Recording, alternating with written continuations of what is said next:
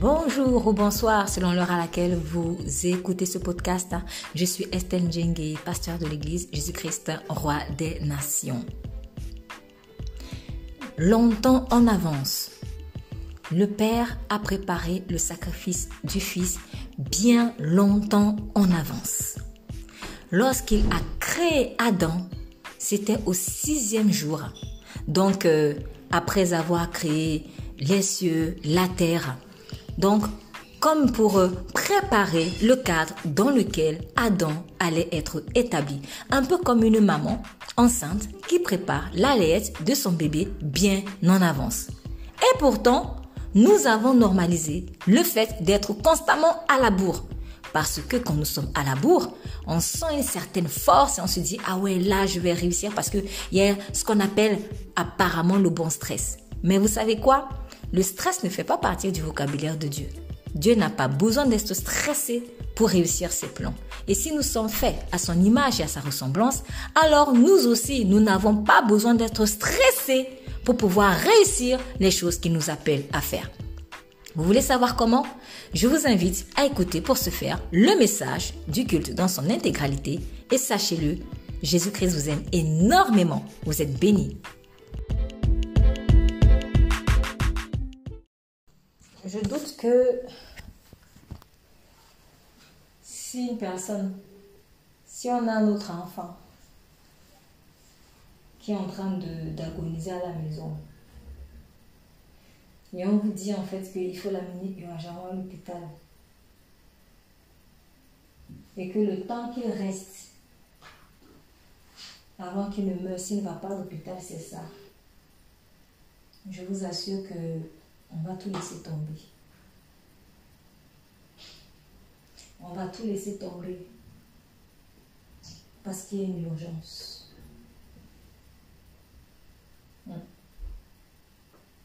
Donc, je pense que on ne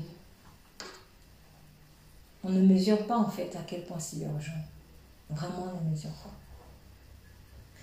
pas. Le diable peut attaquer. Parce qu'il attaque, c'est vrai. Mais notre part est quand même de réaliser.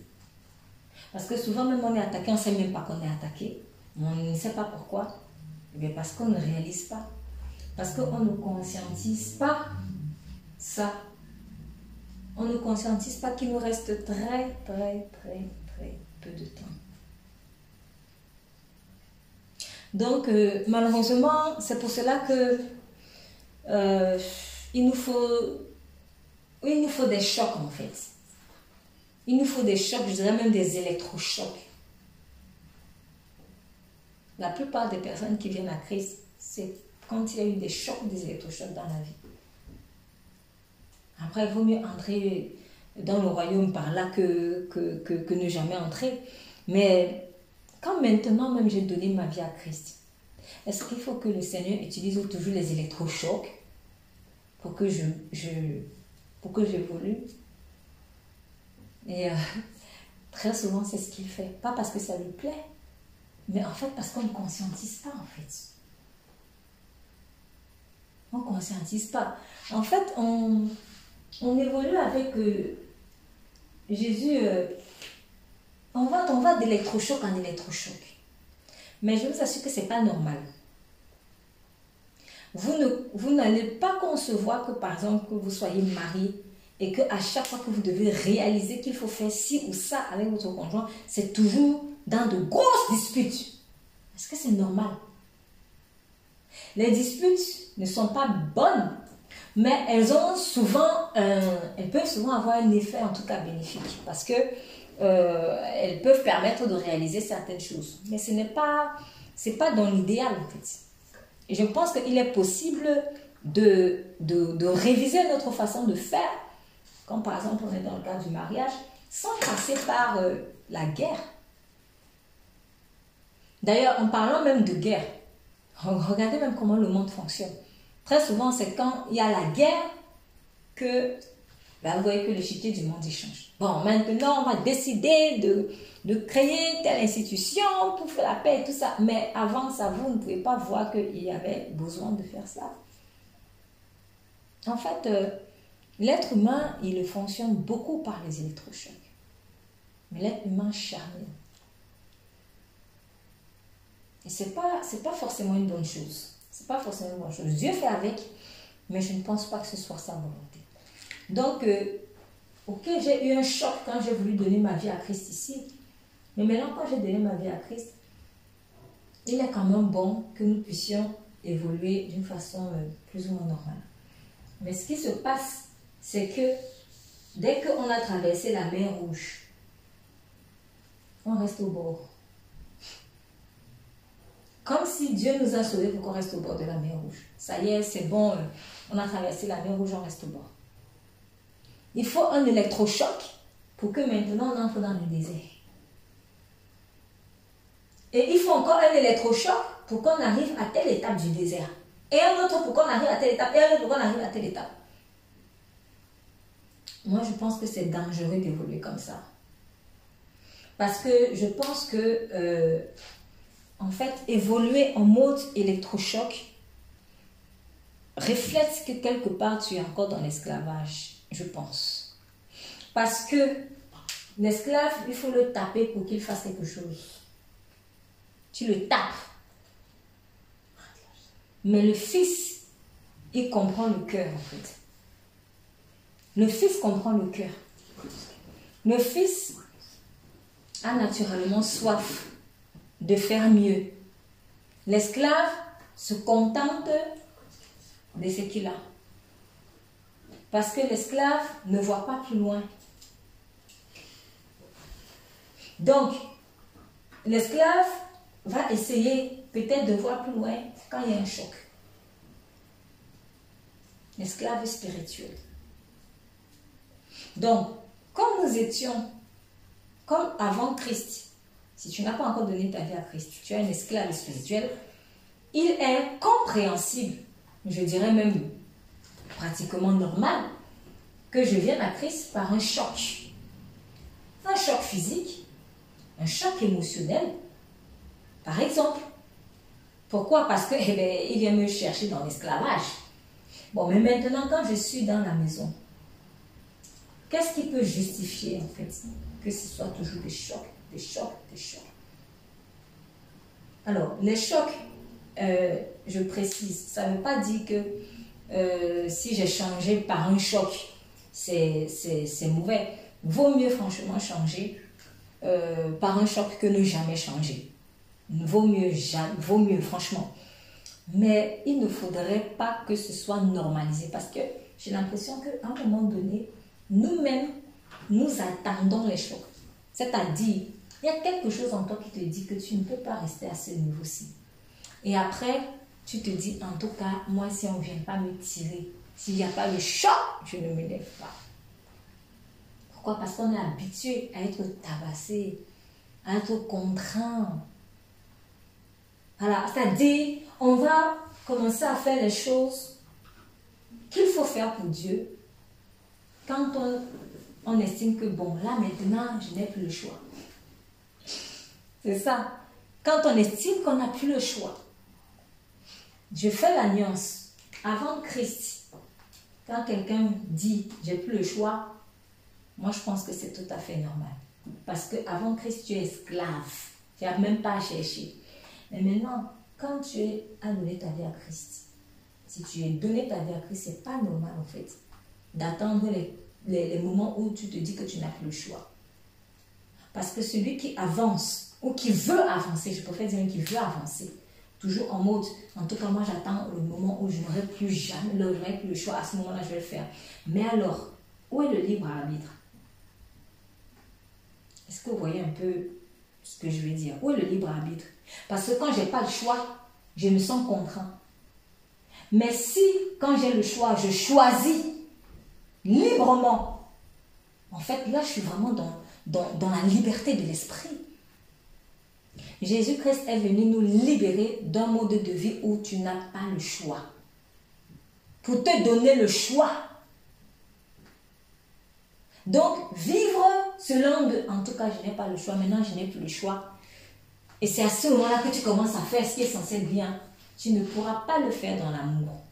Tu vas le faire dans la contrainte. C'est ça. Et au ciel, on ne fait pas les choses par contrainte. On fait les choses parce qu'on aime l'agneau. On ne fait pas les choses parce qu'on n'a pas le choix. J'ai pas le choix. En tout cas, j'ai pas le choix. Donc, je vais seulement louer l'agneau. Tu ne peux pas louer quelqu'un qui est venu s'imposer à toi par force. Ça, c'est du viol. Ça, c'est l'esprit de viol, ça. L'esprit de viol. Soit l'esprit de viol, là, la mentalité de viol, elle poursuit. Elle te poursuit, elle te poursuit, elle te poursuit quand tu es déjà à Christ. N'attendons pas de nous retrouver toujours entre quatre murs. Vraiment, je me prêche à moi-même. N'attendons pas toujours de nous trouver entre les quatre murs. Parce qu'à ce moment-là, ça devient plus difficile d'aimer. Moi, je crois en fait que ça devient plus difficile d'aimer. Celui qui a, par exemple, donné sa vie à Christ, dans l'amour vraiment, il va se sentir plus épanoui que celui qui est, entre guillemets, venu à Christ, mais un peu en mode esclavage. En tout cas, j'avais pas le choix. J'avais pas le choix, je suis venu. En fait, il y a quelque part, il y a une partie de ton âme qui sera toujours dans l'aspect peur. C'est ça, en fait. Et ça va te poursuivre. Et du coup, ça va te ralentir, en fait. Ce qui est merveilleux, c'est que nous avons un Dieu extrêmement patient. Si vraiment Dieu n'était pas patient, moi, je ne sais pas où est-ce qu'on serait, franchement. Donc, n'attendons plus, s'il vous plaît. Surtout, là, je parle surtout à celui qui dit avoir donné sa vie à Christ. N'attendons plus les périodes de notre vie où on va se dire, bon, maintenant, je n'ai pas le choix, je vais faire ça. Alors que tu devais faire ça depuis. Alors que tu devais faire ça depuis. Quand je vais me sentir pressée, à ce moment-là, je vais faire. Mais pourquoi Dieu est-il obligé, doit-il être obligé de m'étrangler?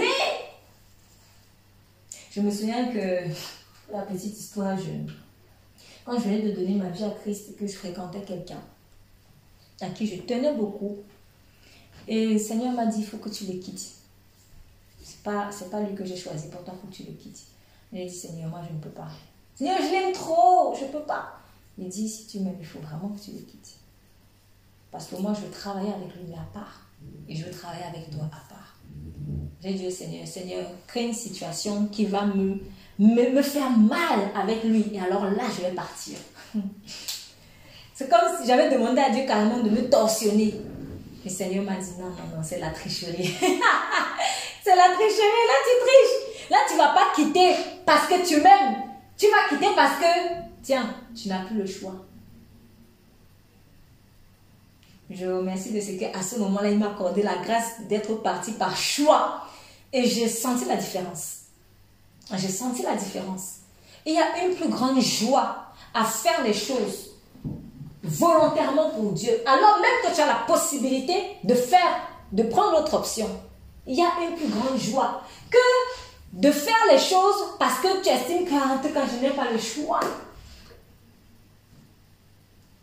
N'attendons pas toujours d'avoir le couteau au cou pour nous positionner.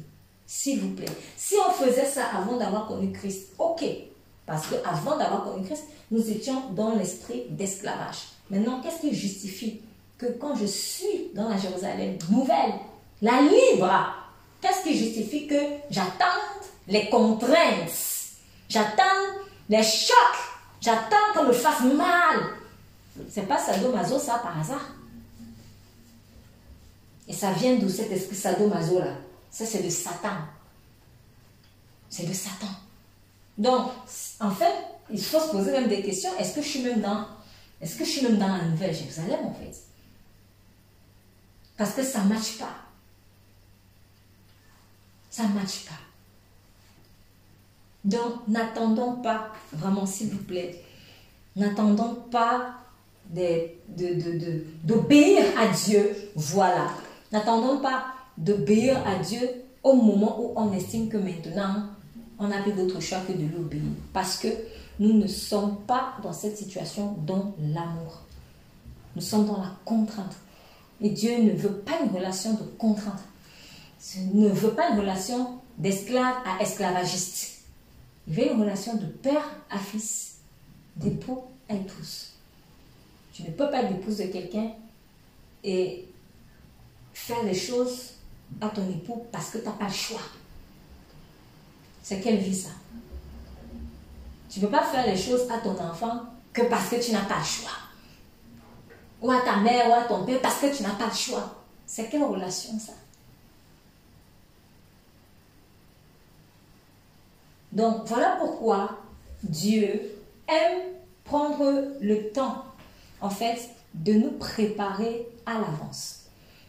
Donc, Dieu veut que nous soyons toujours préparés en avance parce que la préparation en avance te permet d'être cool. D'être cool. Quand je suis constamment en fait à la bourre, je ne suis pas cool. Qu'est-ce qui se passe généralement quand on est à la bourre? C'est quoi les sensations? Moi, quand je suis à la bourre, personnellement, je suis stressée. Je suis stressée. Et ce n'est pas une sensation agréable. Ce n'est pas une sensation agréable. Cependant, j'ai remarqué que, mais ça c'est des remarques que bien sûr j'ai fait quand j'ai donné ma vie à Christ, parce qu'en dehors de ça, toi tu trouves que c'est normal. Mais j'avais remarqué que il y avait un truc en moi qui aimait être à la bourre. Parce que quand je me sentais à la bourre, à ce moment-là, il y a une adrénaline. Là, j'ai une adrénaline, là, j'ai dit ouais. Et là, en fait, ça me pousse à me surpasser.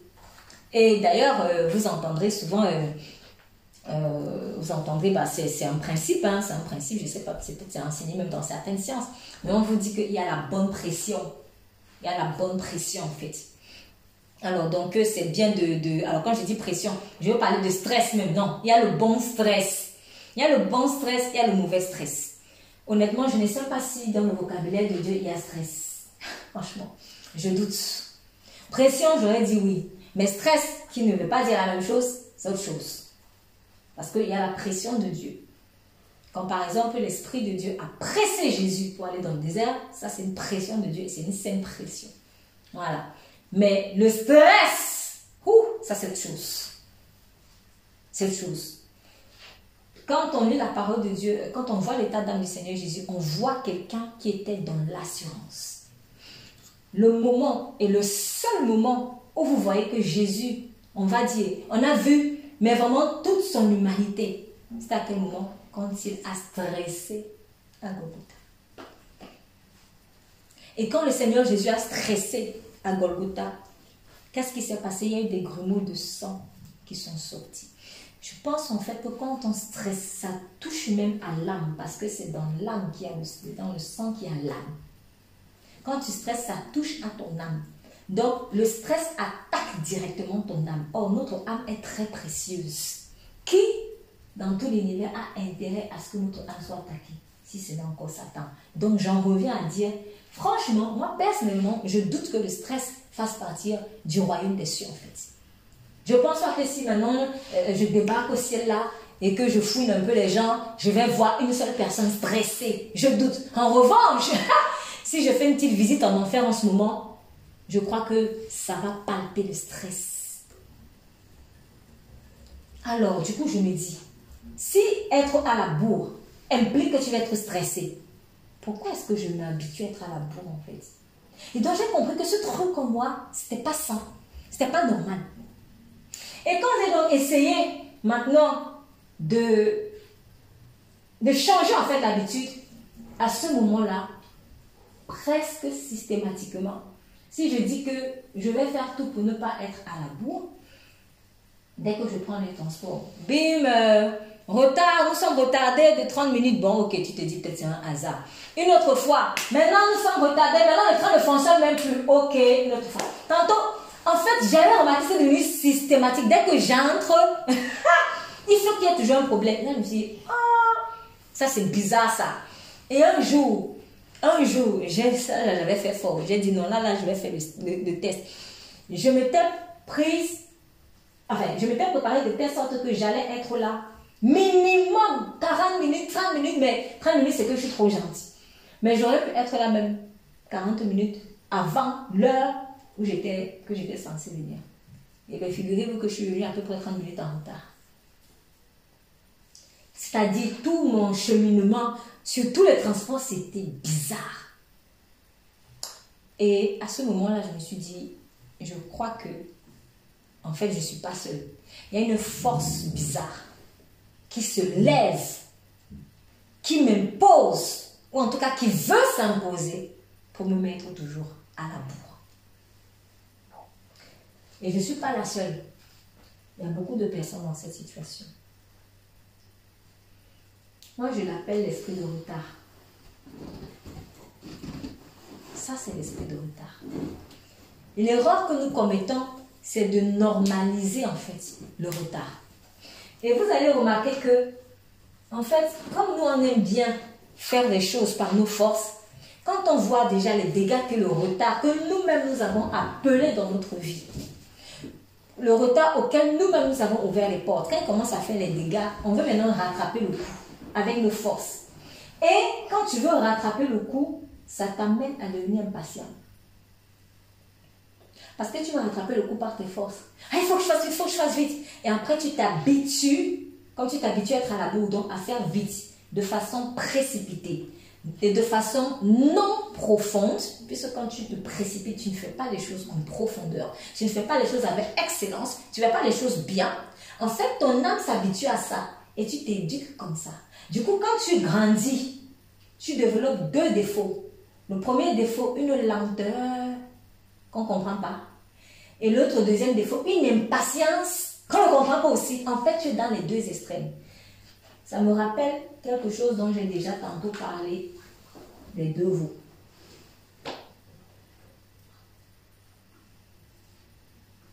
Celui qui est impatient, dans sa vie, il va être très lent. Celui qui est très lent, dans sa vie, il va être impatient. Pourquoi? Parce que mon Dieu, ce n'est pas, Jésus-Christ n'est pas encore mon temps. Donc il y a un problème. Je ne suis pas encore en acquaintance avec Christ qui est le temps. Je peux connaître Christ comme guérisseur, je peux connaître Christ comme le consolateur, je peux connaître Christ comme le Dieu pourvoyeur, mais je crois qu'il faut à un moment donné avoir la révélation vraiment de Christ le temps. Et en 7 ans de la fin, je pense que c'est une révélation hyper importante à avoir. Hyper importante. La révélation de Jésus comme le temps. Jésus est le temps. Que tu crois en lui, que tu ne crois pas en lui. Je dis toujours, comme je l'ai appris aussi par quelqu'un, et ça m'avait beaucoup béni. Chaque fois que tu écris ton acte de naissance, tu te souviendras que Jésus a foulé le pied de cette terre. Il est le temps. L'Antéchrist essaiera de changer les lois et les temps. Mais il ne pourra même pas. Malgré tous les miracles qu'il pourra faire. Il ne pourra pas. Pourquoi il ne peut pas? Parce que tu ne peux pas changer Jésus. Tu peux faire des miracles extérieurs. Les miracles, ça va impressionner qui? Ça va impressionner les hommes. Mais tu ne peux pas changer le temps qui est Christ lui-même. Tu vas commencer par où? Tu ne peux pas. Il ne peut même pas toucher. Il ne peut pas toucher le Fils. Donc, en 7 ans de la fin, je crois qu'il nous faut impérativement avoir la révélation de Jésus, le temps. Et je suis convaincue aujourd'hui que il y a la révélation et il y a la rééducation. Je crois qu'il faut que nous soyons rééduqués, qu'on laisse l'Esprit de Dieu nous rééduquer. Parce que le temps, c'est une discipline. Voilà. Savoir bien gérer son temps implique d'être bien discipliné. Et la discipline, ce n'est pas quelque chose qui s'acquiert comme ça, en un coup. Donc, c'est quelque chose qui s'acquiert avec du temps. Donc, j'ai pratiqué 1 fois, 2 fois, 3 fois. Et à force de pratiquer, l'habitude rentre en moi.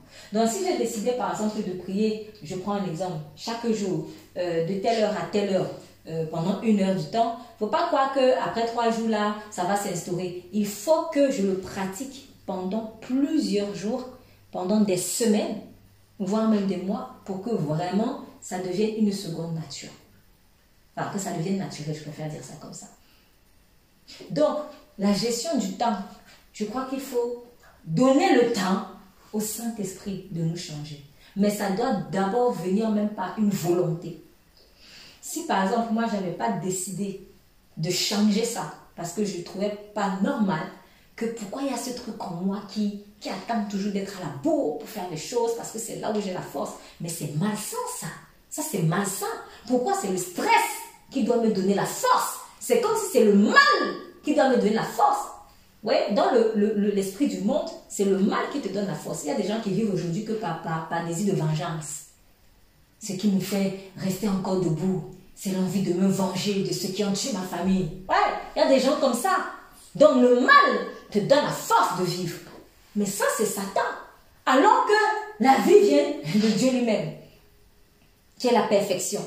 Donc, ce qui me dit que même dans cette sorte d'adrénaline qu'on cherche, dans cette façon de faire bien les choses, mais en partant du stress, en fait, je pense que c'est un détail qu'on ne voit pas facilement, mais un détail dans lequel se cache, en fait, le diable. Il faut qu'on révise notre façon de faire.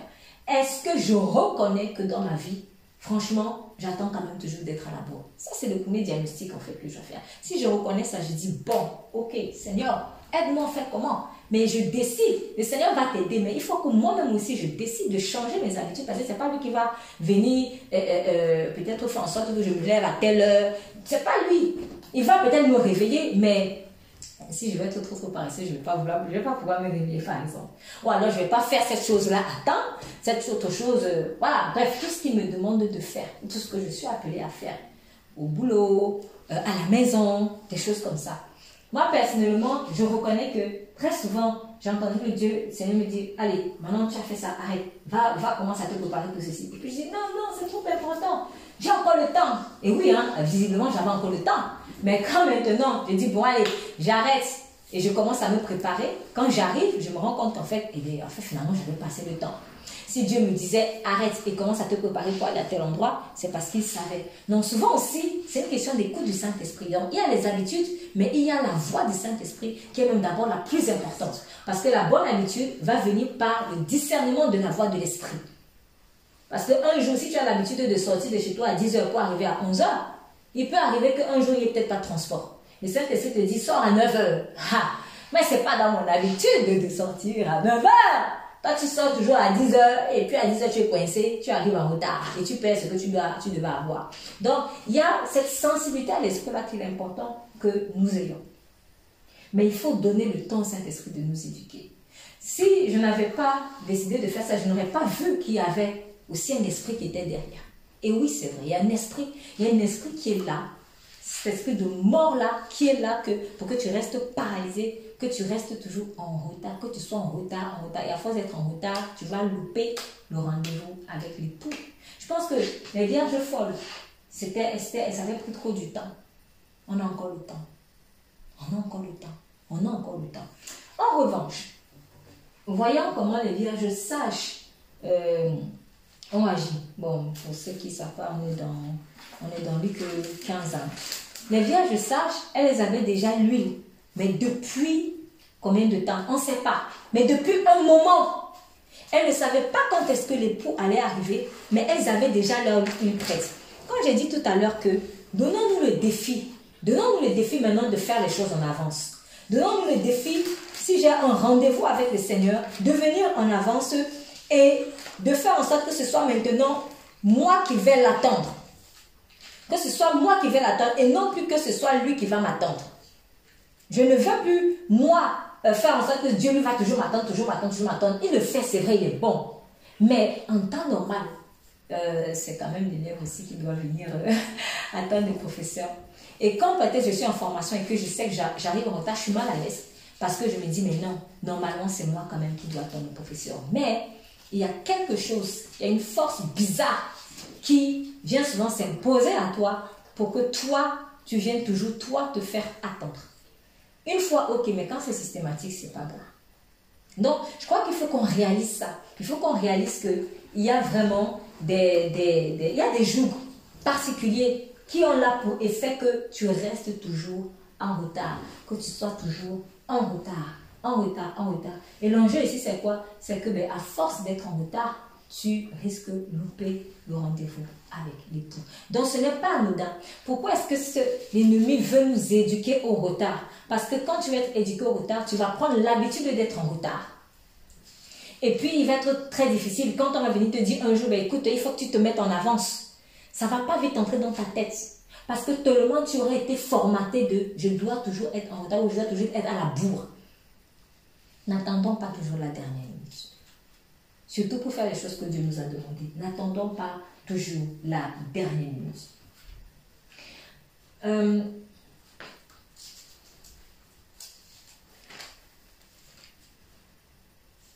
Bon, je n'étais pas dans Luc 15 tout à l'heure, je n'ai pas donné une bonne référence. Mais on va aller dans un autre passage, Matthieu chapitre 8. Matthieu chapitre 8.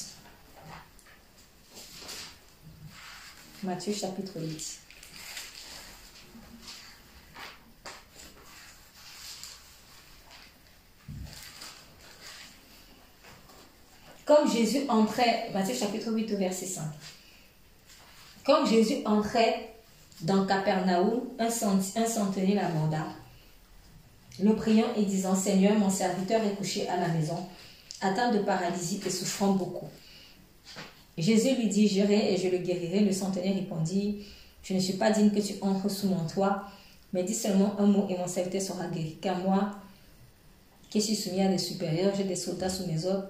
Je dis à l'un va et à l'autre viens, et il vient, et à mon serviteur fais cela et il le fait. Après l'avoir entendu, Jésus fut dans l'étonnement et dit à ceux qui le suivaient, je vous le dis en vérité, même en Israël, je n'ai pas trouvé une si grande foi. Bon, dans la suite, on vous dit aussi que le Seigneur avait, dans le verset 14, il a guéri la belle-mère de Pierre qui avait de la fièvre. Et puis, dans le verset 18, on parle d'un scribe qui lui a dit, je te suivrai partout. Et Jésus lui a fait comprendre que, si tu veux me suivre, prépare-toi parce que les renards ont des tanières, les oiseaux du ciel ont des nids, mais le Fils de l'homme n'a pas où reposer la tête. Bref, il lui indiquait le prix à payer. Et à partir de là, ils sont allés à Génézareth pour aller guérir le possédé. À Gadara, pour aller guérir le possédé de Gadara. Bon, je voulais insister sur un petit mot, parce qu'il m'a interpellé. C'est Capernaum. Capernaum. Alors, le mot même m'échappe, le mot hébreu ou grec m'échappe, mais j'ai découvert en fait qu'il y avait deux sens.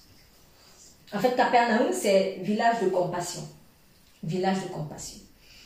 Et mais dans Capernaum, on s'est aussi servi de ça pour tirer un autre mot qu'on connaît en français, Capharnaüm, qui signifie quoi? Désordre, confusion, désordre et confusion. Et en fait, je suis allée par curiosité chercher comment en fait était traduit la confusion dans la Bible. Quand par exemple on lit le psaume 8 dans lequel il est écrit, je vais le relire, le psaume chapitre 8.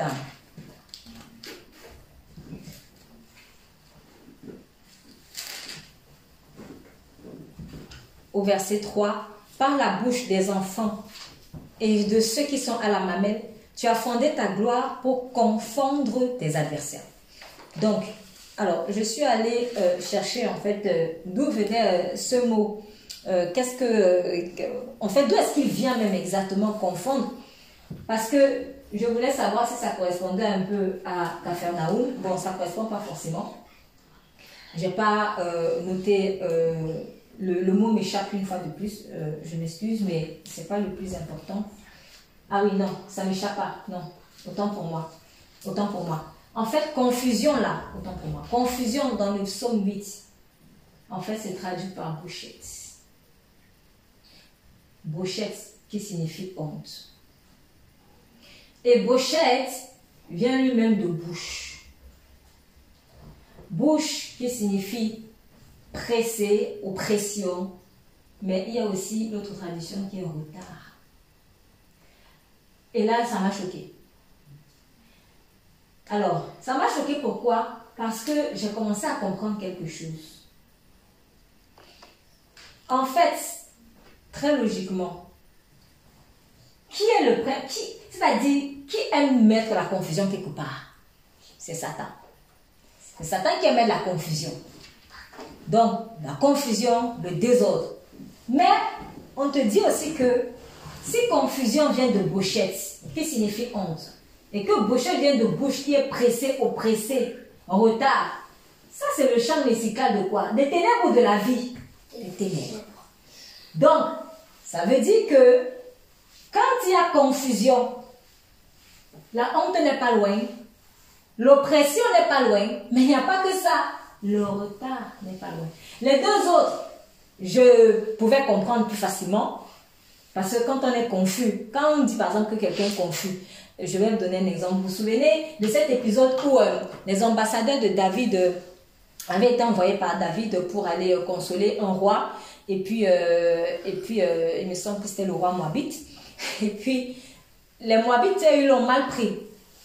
Ils l'ont mal pris, et puis ils ont déshabillé, déchiqueté les ambassadeurs de David. Il est écrit qu'ils retournaient confus. Mais c'est vrai, quand tu es, par exemple, exposé nu devant des gens, tu es confus en fait.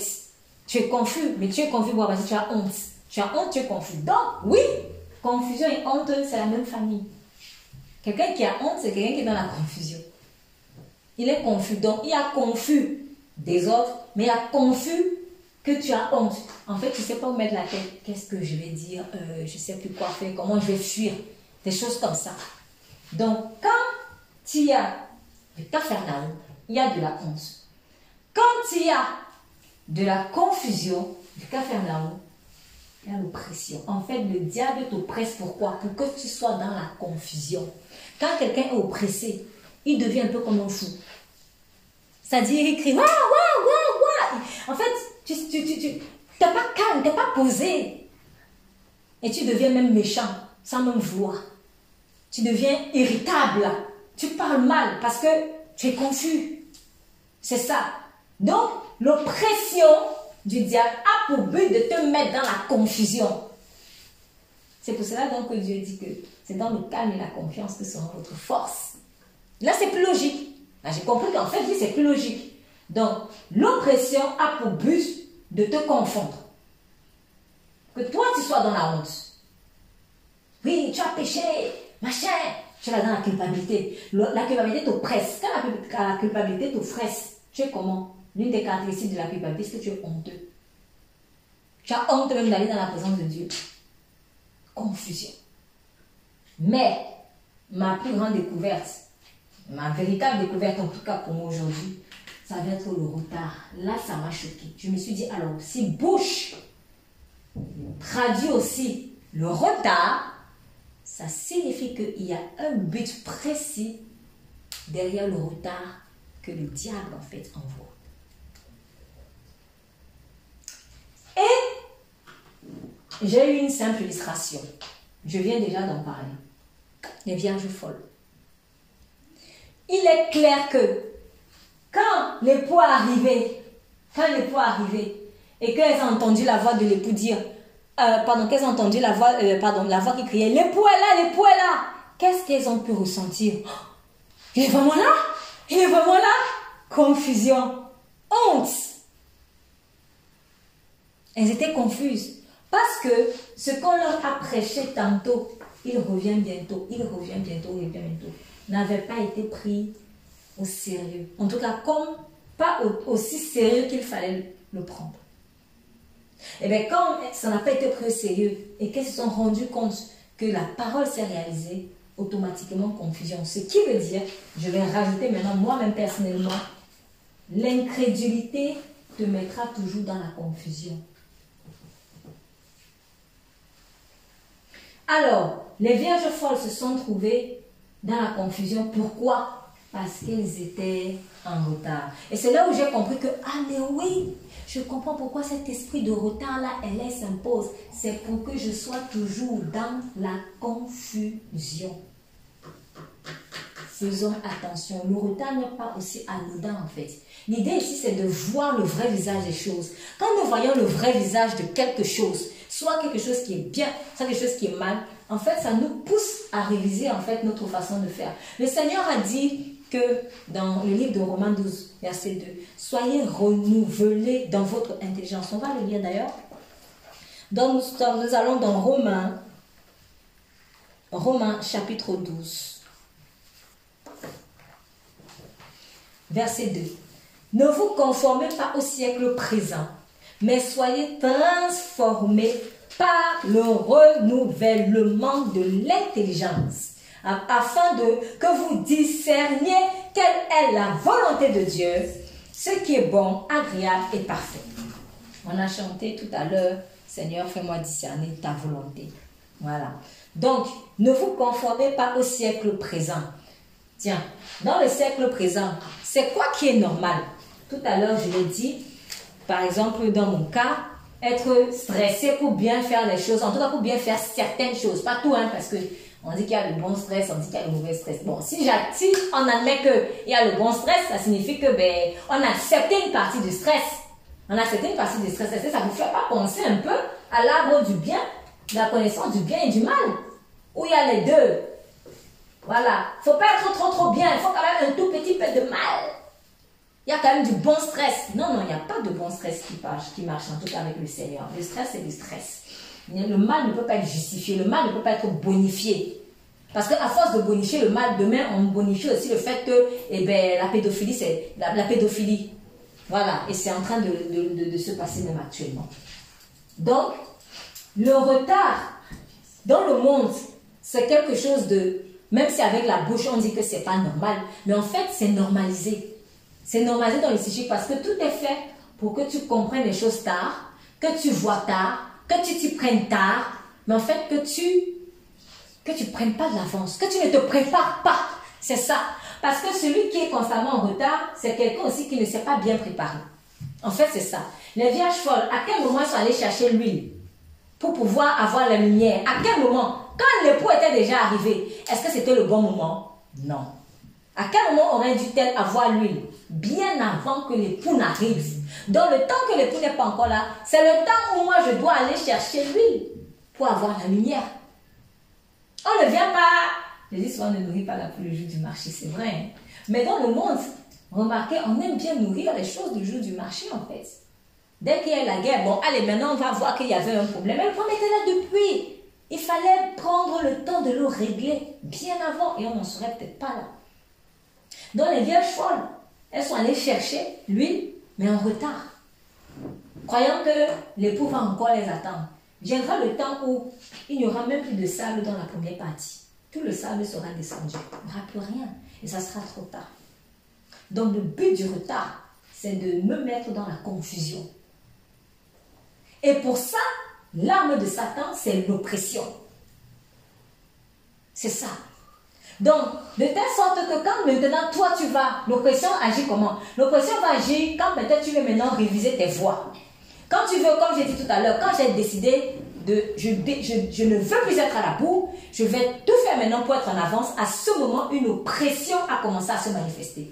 Et je vous assure, j'ai même eu des oppressions du genre, quand maintenant j'arrive en avance, je sens un stress, des voix bizarres. Ouais, non, tu n'aurais pas dû venir maintenant, tu n'aurais pas dû venir maintenant, mais des trucs bizarres. Des trucs bizarres. Il faut faire attention. Donc, je reprends. Le retard, le diable veut que tu sois en retard pour que tu sois dans la honte et la confusion quand l'époux va arriver. Et pour cela, il va utiliser l'oppression pour s'arranger à ce que jamais tu ne sois à l'heure. Et l'oppression aussi, c'est un serpent qui se mord la queue parce que quand tu es dans, il te presse pour que tu sois en retard. Et maintenant, quand tu es en retard, il te presse encore pour te mettre dans la culpabilité. Ah bah oui, parce que si l'époux te ferme la porte, si je me trouve dehors, et bien là, voilà, qu'est-ce qui va se passer? Oui, le diable va encore t'accuser. Oui, voilà, tu es en retard. Pourtant, c'est lui aussi qui s'est arrangé à ce que je me trouve en retard. Maintenant, comme je l'ai écouté, je me retrouve dans la situation là. Donc, le retard, ne le voyons plus seulement comme on le voyait avant. Juste un retard, c'est juste un retard. C'est pas juste un retard. C'est une arme des ténèbres très fatale en fait. Pour nous faire perdre énormément de choses. Puisqu'il ne peut pas te voler. En fait, Satan, il y a des choses qu'il ne peut pas t'arracher. En fait, quand on dit que le diable te vole, c'est qu'il fait tout pour t'empêcher de rentrer en fait dans le plan de Dieu. Mais le plan de Dieu sera toujours là. C'est-à-dire, s'il y a deux routes, le plan de Dieu est sur la route A. Eh bien, le diable n'a pas la force de toucher le plan de Dieu là, aller le jeter dans une autre route. Dans la route B, par exemple. Il ne peut pas. S'il touche le plan de Dieu là, s'il touche Dieu lui-même, ça va le brûler. Donc, qu'est-ce qu'il fait? C'est toi qui vas toucher. C'est toi qui vas essayer de toucher. Si aussi tu ne marches pas par l'esprit, hein, bien sûr. C'est toi qui vas essayer de toucher. Il va te dire, hey, va plutôt à la route B. Toi aussi, tu vas à la route B. Mais je ne vois rien. Tu tournes en rond. Tu tournes en rond. Oh, peut-être que le plan de Dieu là, il y a un timing qui passe. Et il est là, non, reste encore ici. Et tu dis, mais je ne vois rien, reste encore sur la route B, je ne vois rien. Pendant ce temps, le temps est en train de passer. Le temps est en train de passer. Le temps est en train de passer. Le temps est en train de passer. Et viendra le temps où il n'y aura plus rien. Maintenant, quand tu vas même vouloir aller sur le plan, la route B, la route A, où il y avait le plan, il n'y a plus rien. La porte est fermée. C'est souvent ce qui nous arrive. Mais là où Dieu est bon, c'est que quand maintenant j'ai loupé le coche, il recrée encore. Il recrée. Mais ça ne va pas se passer éternellement. Il faut faire attention. Tant que nous sommes sur terre, profitons. Profitons pour racheter le temps. Parce que viendra le temps où on n'aura que des larmes en fait. Donc le retard, je crois qu'il faut le voir autrement en fait maintenant. Il faut comprendre que le retard c'est un ennemi. Le retard c'est un ennemi. Et quand je parle de retard, je ne demande pas maintenant que je ne demande pas maintenant d'être dans la culpabilité parce que je suis en retard. C'est que je ne dois plus normaliser. En fait, c'est ça. C'est que nous avons trop normalisé le retard. Quand je suis à la bourre, je suis déjà en retard. Je suis à la bourre, pourquoi? Parce que je suis en retard, en fait. Alors, il faudrait que je fasse tout pour éviter ça. Comment je peux faire pour éviter ça? Eh bien, je vais ressembler à Dieu. Je vais ressembler à Dieu. Là, je commence à voir, mais comment Dieu lui fait? Alors, est-ce que, quand on va dans Genèse, par exemple, à quel moment Dieu a créé l'homme? Au 6e jour, n'est-ce pas? Donc, si nous sommes, par exemple, dans Genèse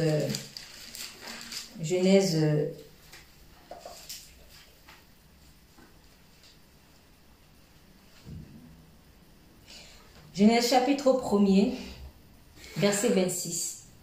Puis Dieu dit, faisons l'homme à notre image, à notre ressemblance, qu'il domine sur les poissons de la mer, les oiseaux du ciel, le bétail, sur toute la terre, sur tous les reptiles qui rampent sur la terre. Dieu créa l'homme à son image, le créa à l'image de Dieu, il créa l'homme et la femme, Dieu les bénit. Et Dieu leur dit, soyez féconds, multipliez-vous, assujettissez la terre, dominez les poissons de la mer, les oiseaux du ciel, et tout animal qui se met sur la terre. Et voici, je vous donne toute herbe portant la semence, de la semence qui est à la surface de la terre, et à tout animal. Verset 31, Dieu vit tout ce qu'il avait fait, et voici, cela était très bon. Ainsi, il y a eu un soir et un matin, ce fut le 6e jour. Voilà. Et on vous dit que, par exemple, à partir du verset, chapitre 2, à partir du verset 4. Voici les origines des cieux et de la terre. Quand il fut créé, lorsque l'Éternel, Dieu fit une terre et des cieux, aucun arbuste des champs n'était encore sur la terre, aucune herbe des champs ne jamais encore, car l'Éternel Dieu n'avait pas fait pleuvoir sur la terre, il n'y avait point d'homme pour cultiver le sol.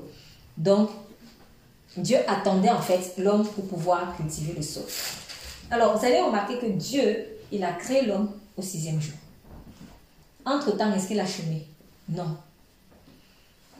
Dans le premier jour, on voit qu'on avait déjà vu lors d'un culte, il a créé les cieux et la terre, pour aller très vite. Il a créé les cieux et la terre. En fait, Dieu avait tout préparé. Alors, imaginons que Dieu avait fait, bon, je vais créer l'homme. Hé, il n'y a même pas les plantes pour cultiver, il n'y a même pas les arbres pour cultiver. Bon, on va faire vivre le sol maintenant. Hé, il n'y a même pas le soleil pour l'éclairer. Bon, oh, imaginons, excusez-moi, c'est le Seigneur, je dis avec respect. Imaginons Dieu à la bourre. Imaginons Dieu à la bourre. Ça n'a pas de sens. Ça n'a pas de sens. Ça n'a pas de sens. Est-ce que c'est le jour où je vais avoir les contractions, que je vais faire la layette? Je ne pourrais même pas. Pourquoi? Parce qu'à ce moment-là, je n'aurai pas la force. Il y a un temps pour tout. Je fais la layette quand j'ai la force. Puis viendra le temps où je n'aurai plus l'énergie pour faire tout ça. Parce que c'est maintenant le moment d'accoucher. La préparation est très importante. Et la préparation ne se fait pas le jour J. Elle se fait longtemps en avance. Et quand elle est fait longtemps en avance, ça m'évite d'être à la bourre et donc ça m'évite d'être en retard. Et je ne pourrais donc plus être oppressée. Et comme je ne serai pas oppressée, je ne serai pas dans la confusion. C'est ça. Dieu, tu ne vas jamais le voir à la boue. Même quand tu as une attaque. Ah, Seigneur, je suis attaqué. Tu ne vas jamais entendre Dieu dire, hé, ah bon, oh, je ne savais pas. Non, tout était déjà prêt jusqu'à la solution. C'est pour cela, en fait, qu'il dit que s'il t'a donné une épreuve, il a déjà prévu la porte de sortie. Tout est prévu. En avance, il a prévu ça quand? Depuis la quoi? Regardez, depuis 2001. Quand tout est accompli. Nous sommes en 2023. Tout était préparé depuis 2023. Et en fait, là, ça me choque. Parce que je me dis, en fait, comme les avances de Dieu, là, quand on dit qu'il faut se préparer à l'avance, les avances de Dieu, là, ce n'est pas un quart d'heure avant. Hein. C'est longtemps. Mais nous-mêmes, quand on se prépare, même quand on se donne même le luxe de se préparer en avance, c'est un tout petit peu, un chouïa avant. Un petit chouïa avant. Bon, ok, 1 heure avant. Non. Pour ressembler à Dieu, nous sommes créés à son image, à son semblance. Maintenant, essayons de faire les choses longtemps en avance. Malheureusement, les ténèbres, comme ce sont des imitateurs de Dieu là, ils ont bien copié ça. Quand vous allez voir l'Antéchrist sortir, ne croyez pas qu'il est préparé depuis seulement 10 ans. C'est longtemps en avance que l'Antéchrist se prépare. Longtemps en avance. Mais nous on vient se préparer peut-être 1 heure avant. Non, il faut qu'on sorte de là. C'est un peu ridicule quand même. Il faut qu'on sorte de là. Si nous voulons ressembler au Père Céleste, le Père Céleste, il fait les choses bien en avance. Même notre création a été préparée longtemps à l'avance. Donc quand il créait les cieux, tout ça là, il avait déjà en prévision nous. Tout est fait longtemps en avance. Christ, en fait, non, avant de venir sur Christ, quand je m'y prends en avance, donc je prends le temps de me préparer. Et vous avez remarqué Jésus par exemple, 30 ans de préparation pour 3 ans de ministère. C'est allé très vite. 30 ans divisé par 10. Ce que je suis appelée à faire là, c'est 1/10 de mon temps de préparation. Donc imaginons le temps de préparation. Ce qui veut dire que ce que je fais, ou si je veux me calquer sur Christ, ce que je fais aujourd'hui doit avoir été préparé 10 fois plus tôt. Waouh! Waouh! Je répète, Christ s'est préparé en 30 ans. En tout cas, 30 ans sur terre. Parce qu'à vrai dire, même la préparation, là, c'est depuis des générations. À vrai dire, donc là même, je minimise encore. Mais si on minimise même encore, 30 ans sur terre, 3 ans de 30 ans de préparation sur terre, 3 ans de ministère effectif sur terre, 30 divisé par 3, ça fait 10. Si je veux me calquer sur Christ, ce que je dois faire aujourd'hui, il a fallu que je me prépare 10 fois plus tôt. Ça peut être les histoires de 1 heure en avance ou un jour même en avance. Ça peut pas. Ça peut pas. Que Dieu nous pardonne vraiment pour le retard. En fait, je me rends compte que même parfois, quand on se prend en avance, là, je vais créer une expression bizarre, mais on se prend en avance, mais en retard. On est déjà en retard. C'est pour cela que souvent, même quand on s'est pris en avance, on arrive à être à l'heure, on se dit, mais je me suis prise en avance. Non, il fallait te prendre 10 fois plus tôt.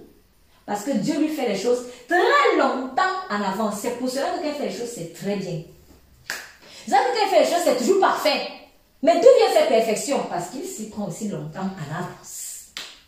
Donc, si on imite maintenant notre Père, on va faire pareil. Parce que je pense que c'est pas quand même normal que les ténèbres aillent copier ce que le Père Céleste fait alors que c'est à nous. C'est pas normal. C'est pas normal. S'ils vont réussir dans cette période de pression-là qui leur est accordée, s'ils vont réussir quand même, malheureusement, à embarquer certaines personnes dans leur doctrine, dans leur loge, dans leur enfer. C'est parce qu'ils se sont préparés longtemps à l'avance. Longtemps en avance. Donc, à quoi correspond en fait notre avance là? Seigneur, aide-moi à me préparer bien longtemps en avance. Bien longtemps.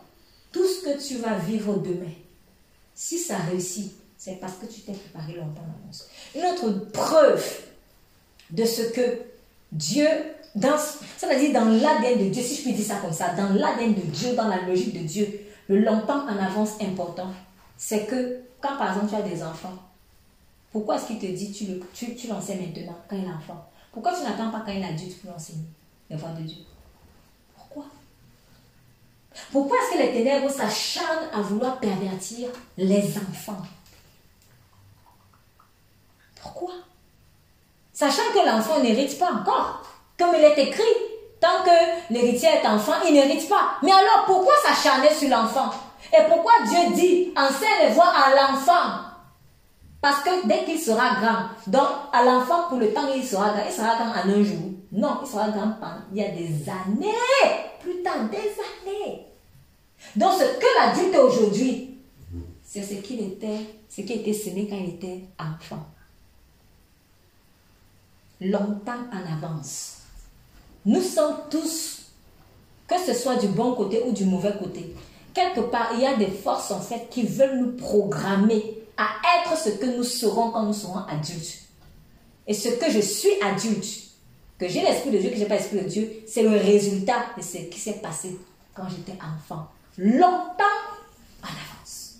Alors, comment lui, l'ennemi, lui va venir s'aimer des choses dans ma vie quand longtemps en avance, et après, moi, il me dit que toi, tu dois toujours être à la bourre. Jamais de la vie. Non, Satan, tu te payes la tête des gens, en fait. Ça, c'est pas possible. Je ne dois pas accepter d'être à la bourre. Je refuse d'être à la bourre. Je dois me préparer longtemps en avance. C'est ça la normalité. Et c'est ça que lui va copier pour réussir. Parce qu'il sait que ce sont les voies de Dieu qui réussissent. Donc, il essaie un peu d'imiter. Et malheureusement, parfois, ça marche.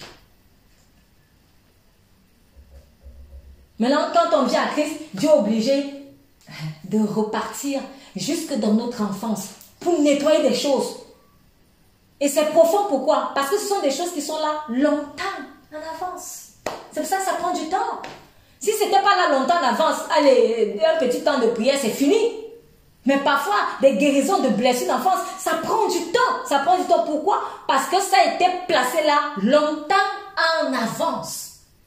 Si tu veux que quelque chose réussisse dans la vie d'une personne ou dans une chose, dans une institution, dans un pays, prépare-toi longtemps en avance. Même les guerres qu'on voit là aujourd'hui, là, quand moi j'entends souvent dans le journal, je suis un peu choquée. Oui, ils avaient des secteurs ou de leurs QG dans des souterrains et tout ça. Je me dis quoi?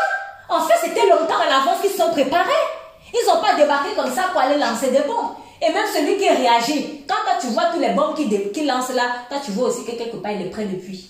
Que au cas où, il est préparé longtemps en avance pour faire la guerre. Si on veut réussir, il faut qu'on fasse des choses longtemps en avance. Ici là, ça fait depuis combien de temps que Dieu a dit qu'il faut qu'on commence à préparer la guerre pour les provisions? Ça fait combien de temps? Il y a plus d'1 an, peut-être même presque 2 ans. Mais ça a déjà commencé ici. Non, ça va pas commencer. Parce que Dieu est dans l'ADN de Dieu de se préparer longtemps en avance. Donc, je dois décider de ne plus être à la bourre. Et de me préparer longtemps en avance. Et là, je vais ressembler au Père. Parce que tout ce que Dieu fait, c'est longtemps en avance. C'est longtemps en avance. Et quand maintenant, je ne crois pas, quand il y a incrédulité, la chose arrive, je me retrouve en retard et je me trouve dans la confusion. Dieu a envoyé le Messie, il a beaucoup prophétisé sur Israël. Quand on lit l'Ancienne Alliance, on voit. Il a dit que le Messie va arriver. Moi maintenant, qui suis d'Israël, si je suis d'Israël, moi je ne crois pas que Jésus là, c'est le Messie là. Je suis là, qu'est-ce qui se passe? Je suis encore en train de prier. Dieu envoie le Messie. Le Messie il est venu, ce qu'elle est partie. Du coup, je me trouve dans quelle position? En retard. Mais Dieu dit, mais tu es en retard là. C'est déjà parti. Depuis 2023, ça, il est déjà parti. Et comme je suis en retard, je me retrouve dans quelle position? Quand maintenant, il y a des choses qui m'arrivent bizarrement, des choses qui m'arrivent, des attaques à gauche, à droite, je me retrouve dans la confusion parce que je dis, mais Seigneur, qu'est-ce qui se passe? Oh, le Messie, mais tu es en retard. C'est ça que je suis dans la confusion. Le Messie est déjà venu jusqu'à il est remonté. Maintenant, c'est son esprit qui agit sur terre. C'est toi qui es en retard. Donc, l'incrédulité, ne pas croire en ce que Dieu dit, en fait, me met dans une position de retard. Même si la promesse ne s'est pas encore accomplie. Même si la promesse ne s'est pas encore accomplie. Pourquoi? Je vais m'expliquer. Bon, je pense que ça, je peux effacer. Dieu dit que si la promesse tarde, attends-la. Parce que assurément, elle va s'accomplir.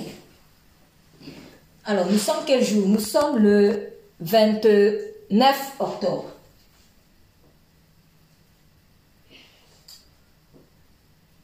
Nous sommes le 29 octobre. Le 29 octobre, Dieu me fait une promesse.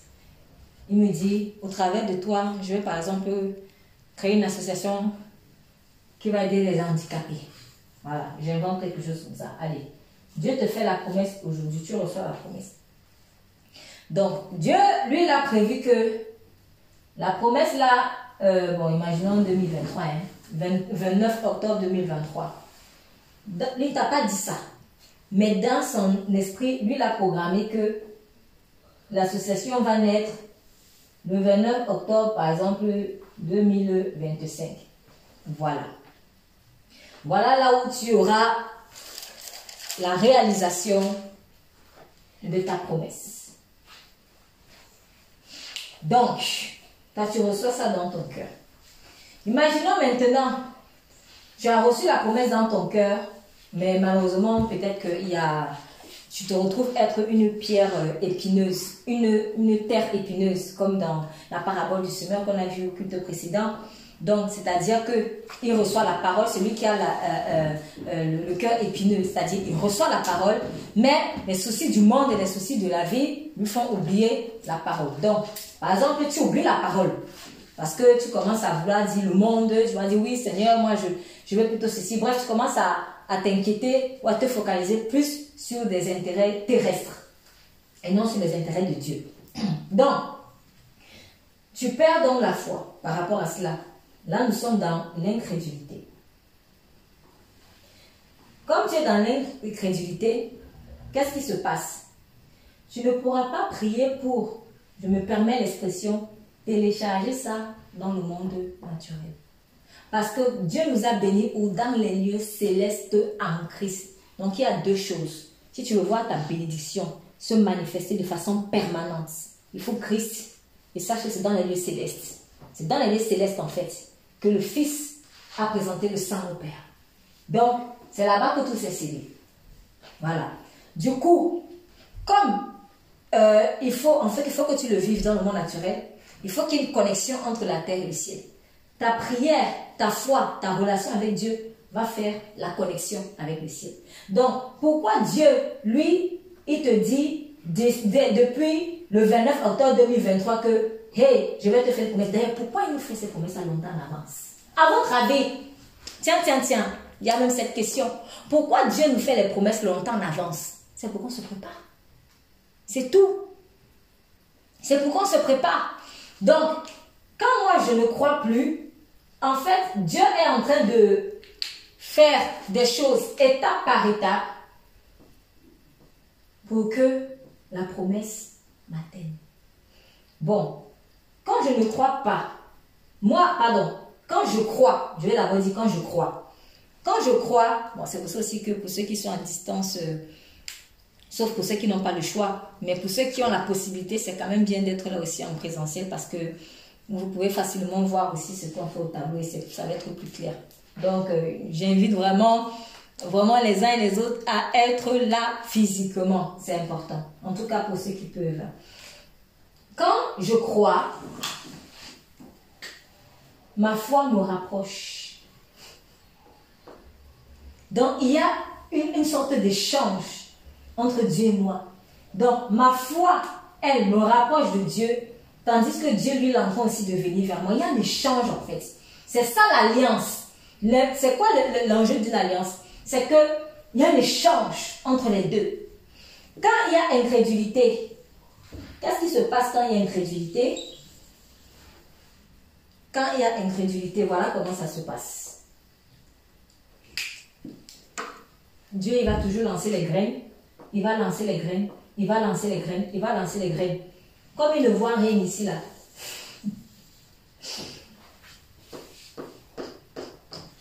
Il n'y a rien que je vais recevoir. Pourquoi? Parce que je ne suis plus là. C'est pour cela que Jésus a dit, mais quand je reviendrai, trouverai-je la foi? Trouverai-je la foi? Donc, Dieu est toujours fidèle. Quand il a fait la promesse, il va faire la promesse. La promesse va être là quelque part, elle va t'attendre. Bon, ça, c'est pas l'idéal. Mais elle va t'attendre. Elle va attendre que peut-être tu te réveilles. Elle va attendre que tu commences à croire vraiment, en fait, pour t'approprier de cela. C'est ça.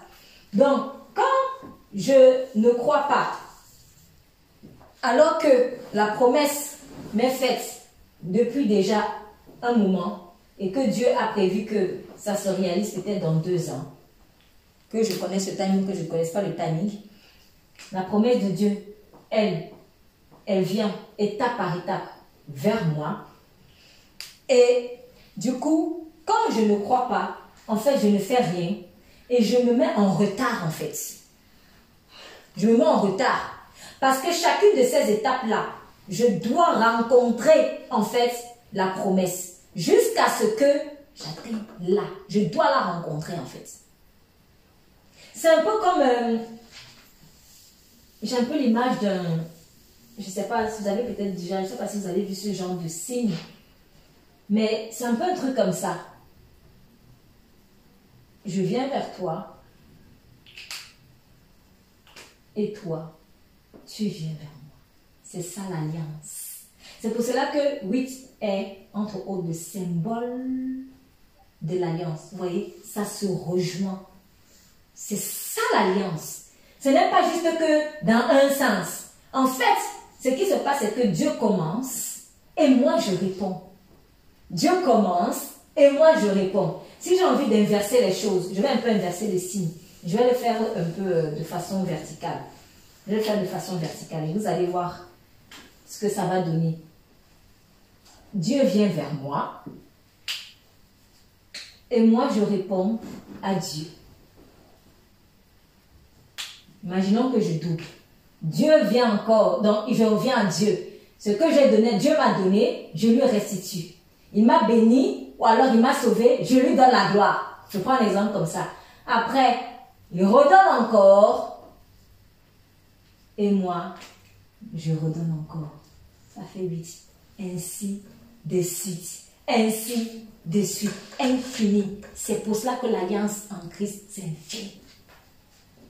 Et même dans les ténèbres, une alliance ne peut jamais être coupée si Christ ne l'est pas coupé. Ça ne va jamais finir. Même si tu vas te cacher au pôle sud, ça ne va pas finir. Parce que l'alliance a en elle ce truc de infini. Donc quand, en fait, ma foi en fait en Dieu me permet de faire cette connexion-là en fait avec lui. Elle permet de nourrir l'alliance. Je nourris l'alliance que j'ai avec Dieu par ma foi en lui. Si Dieu lui vient me donner son amour, moi je ne donne rien à Dieu. Je ne lui donne pas aussi de l'amour. Donc je ne l'aime jamais. Ah tiens, il y a quelque chose qui me vient en tête. Alors, attendez. Je vais, pour que tout le monde me suive, je restitue, je remets ce que j'avais d'abord écrit. Donc, vous avez vu que ça donne une sorte de 8. Allez, on s'en est d'accord. Imaginons ce que ça fait. Là, ça ne va pas être très clair comme ça. Je vais faire un peu plus, moins long. Là, ça va être plus évident pour tout le monde. Donc, je reprends. Dieu. Ça, c'est Dieu. Et ça, c'est moi. Dieu me donne son amour parce que c'est lui qui m'a choisi.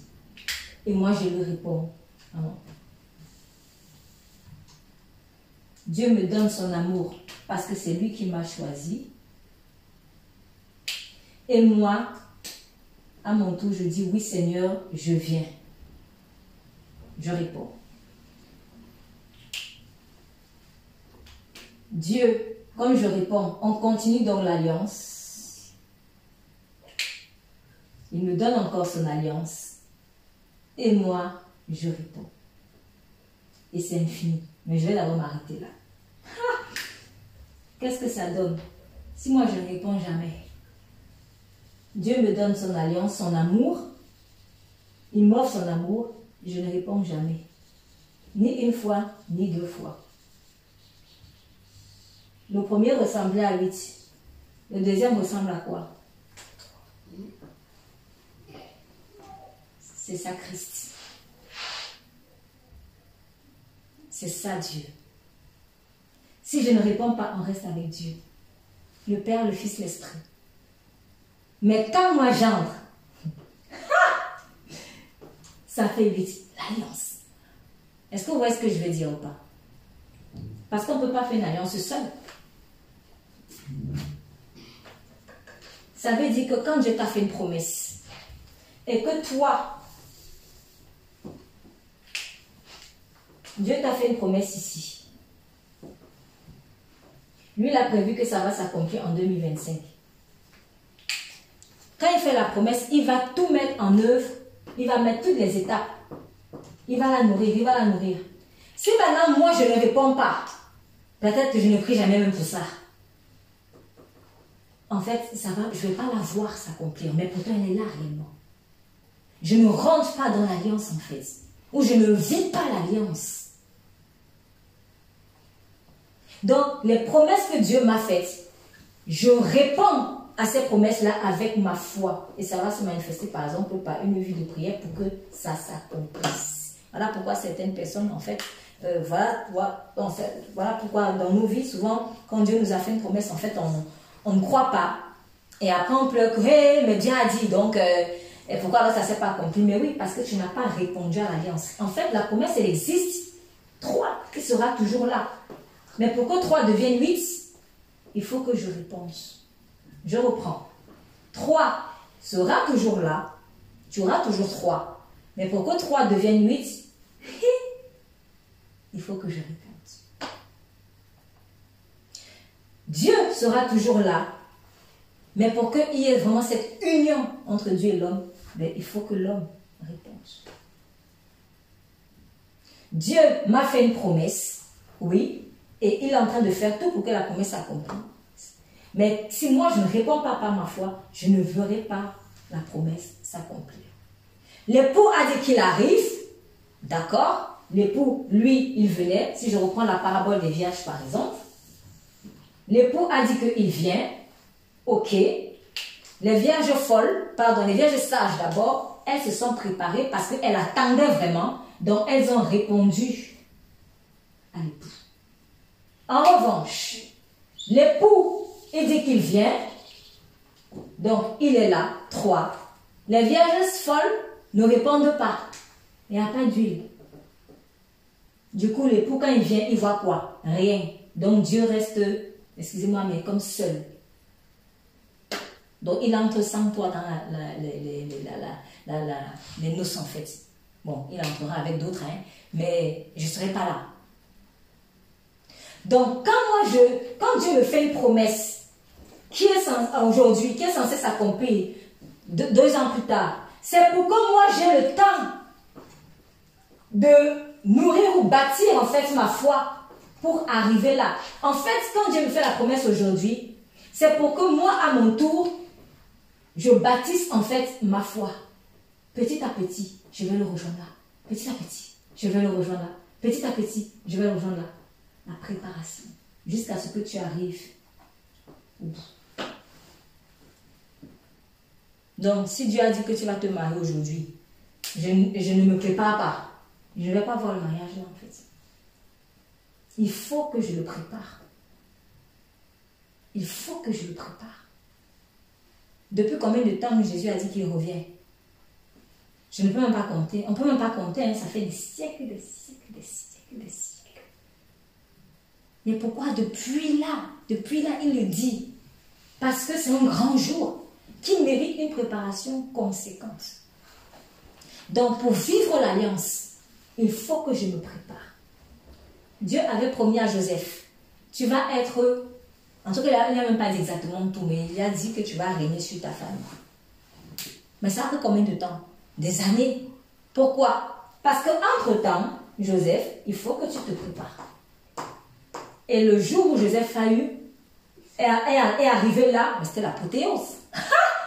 Tout d'un coup, boum! Tout d'un coup. Il est important qu'on se prépare. Donc, quand je disais tout à l'heure que, en fait, il y a on est souvent en avance, mais même dans nos avances, on peut être en retard. C'est tout simplement parce qu'on ne prend pas le temps, en fait, de se préparer. Donc, si c'est seulement peut-être à, je ne sais pas, Dieu m'a fait la promesse en 2023. Or, la promesse va s'accomplir en 2025. Entre-temps, si c'est peut-être une promesse de, j'ai déjà parlé de la création de l'association d'handicapés. Qu'est-ce que Dieu est en train de faire? Dieu est en train de préparer tes partenaires. En fait, parce que s'il ne chôme pas, il ne chôme pas. Donc, il va préparer tes partenaires. Il va préparer le local. Il sait même déjà qui va bénéficier de ça. Toutes les connexions sont déjà prêtes. Donc, ce qui va se passer, c'est quoi? C'est que quand je vais arriver en 2025, je vais commencer à voir des choses qui se manifestent. On dirait une association. Je vais peut-être voir un local qui est intéressant. Et puis, je me dis, hey, je veux que j'ai ça. Quand tu vas aller faire les démarches pour avoir ça, tu vas voir que c'est dur. Quand tu vois que c'est dur, tu fuis. Pourquoi? Parce qu'entre-temps, tu n'as pas pris le temps de te barricader spirituellement pour obtenir ça. Parce que la parole va s'accomplir. L'époux viendra. Qu'on le veuille ou non, l'époux viendra. Préparé ou pas, l'époux viendra. Si je ne me prépare pas, je n'aurai pas la force de toucher l'époux. Pourquoi? Parce que je n'aurai pas l'huile et la lumière. Donc, si en 2023, 29 octobre 2023, Dieu m'a fait la promesse, attention, prépare-toi, il y a une association pour handicapés que moi, je suis en train de préparer. Et là, Dieu est en train de préparer les partenaires, les bénéficiaires, le local, peut-être même les institutions à travers lesquelles tu vas avoir peut-être des investisseurs, des choses comme ça. Toi, entre-temps, peut-être tu ne fais rien, tu dors, ou tu ne crois pas. Tu ne crois pas. Ben, qu'est-ce qui se passe? On va arriver un jour, le 29 octobre 2023. Ce jour-là, il va se passer un truc. Il va se passer un truc. Et là, peut-être tu vas te rappeler que, je ne vais pas avoir une association, je n'ai pas une association. Tu vois un local qui ressemble à ça. Et quand maintenant tu me dis, ah non, on va s'y prendre maintenant. Maintenant, quand toi, tu vas aller faire les démarches pour le local, soit-moi, on te dit, s'il vous plaît, on a donné ça à quelqu'un d'autre. Tu peux avoir ce genre de nouvelles. Comme Saül a eu la nouvelle par rapport à David, il y a eu un changement. Qu'un autre prenne sa charge. Ah, c'est ce qu'on avait dit sur Judas. Hein? Qu'un autre prenne sa charge. Donc, quand tu ne t'es pas préparé, il y en a un autre peut-être qui lui est prêt. Un autre va prendre la charge. Ou alors, quand toi, tu vas arriver, s'il n'y a personne, tu vas faire maintenant les démarches pour rentrer pour créer cette association. Mais tu vas voir que c'est dur. Mais en fait, ce n'était pas censé être dur. Si depuis le 2023, tu t'étais préparé, en 2025, tu serais costaud spirituellement pour enfoncer les portes. Mais comme tu n'étais pas préparé, donc tu as une petite force spirituelle, dès que tu arrives le 29 octobre 2025, quand tu vas voir les petits combats là, tu vas fuir. C'est pour cela que Dieu n'a pas permis à Israël d'entrer à Canaan aussitôt. Ils auraient pu entrer quelques jours après. Hein.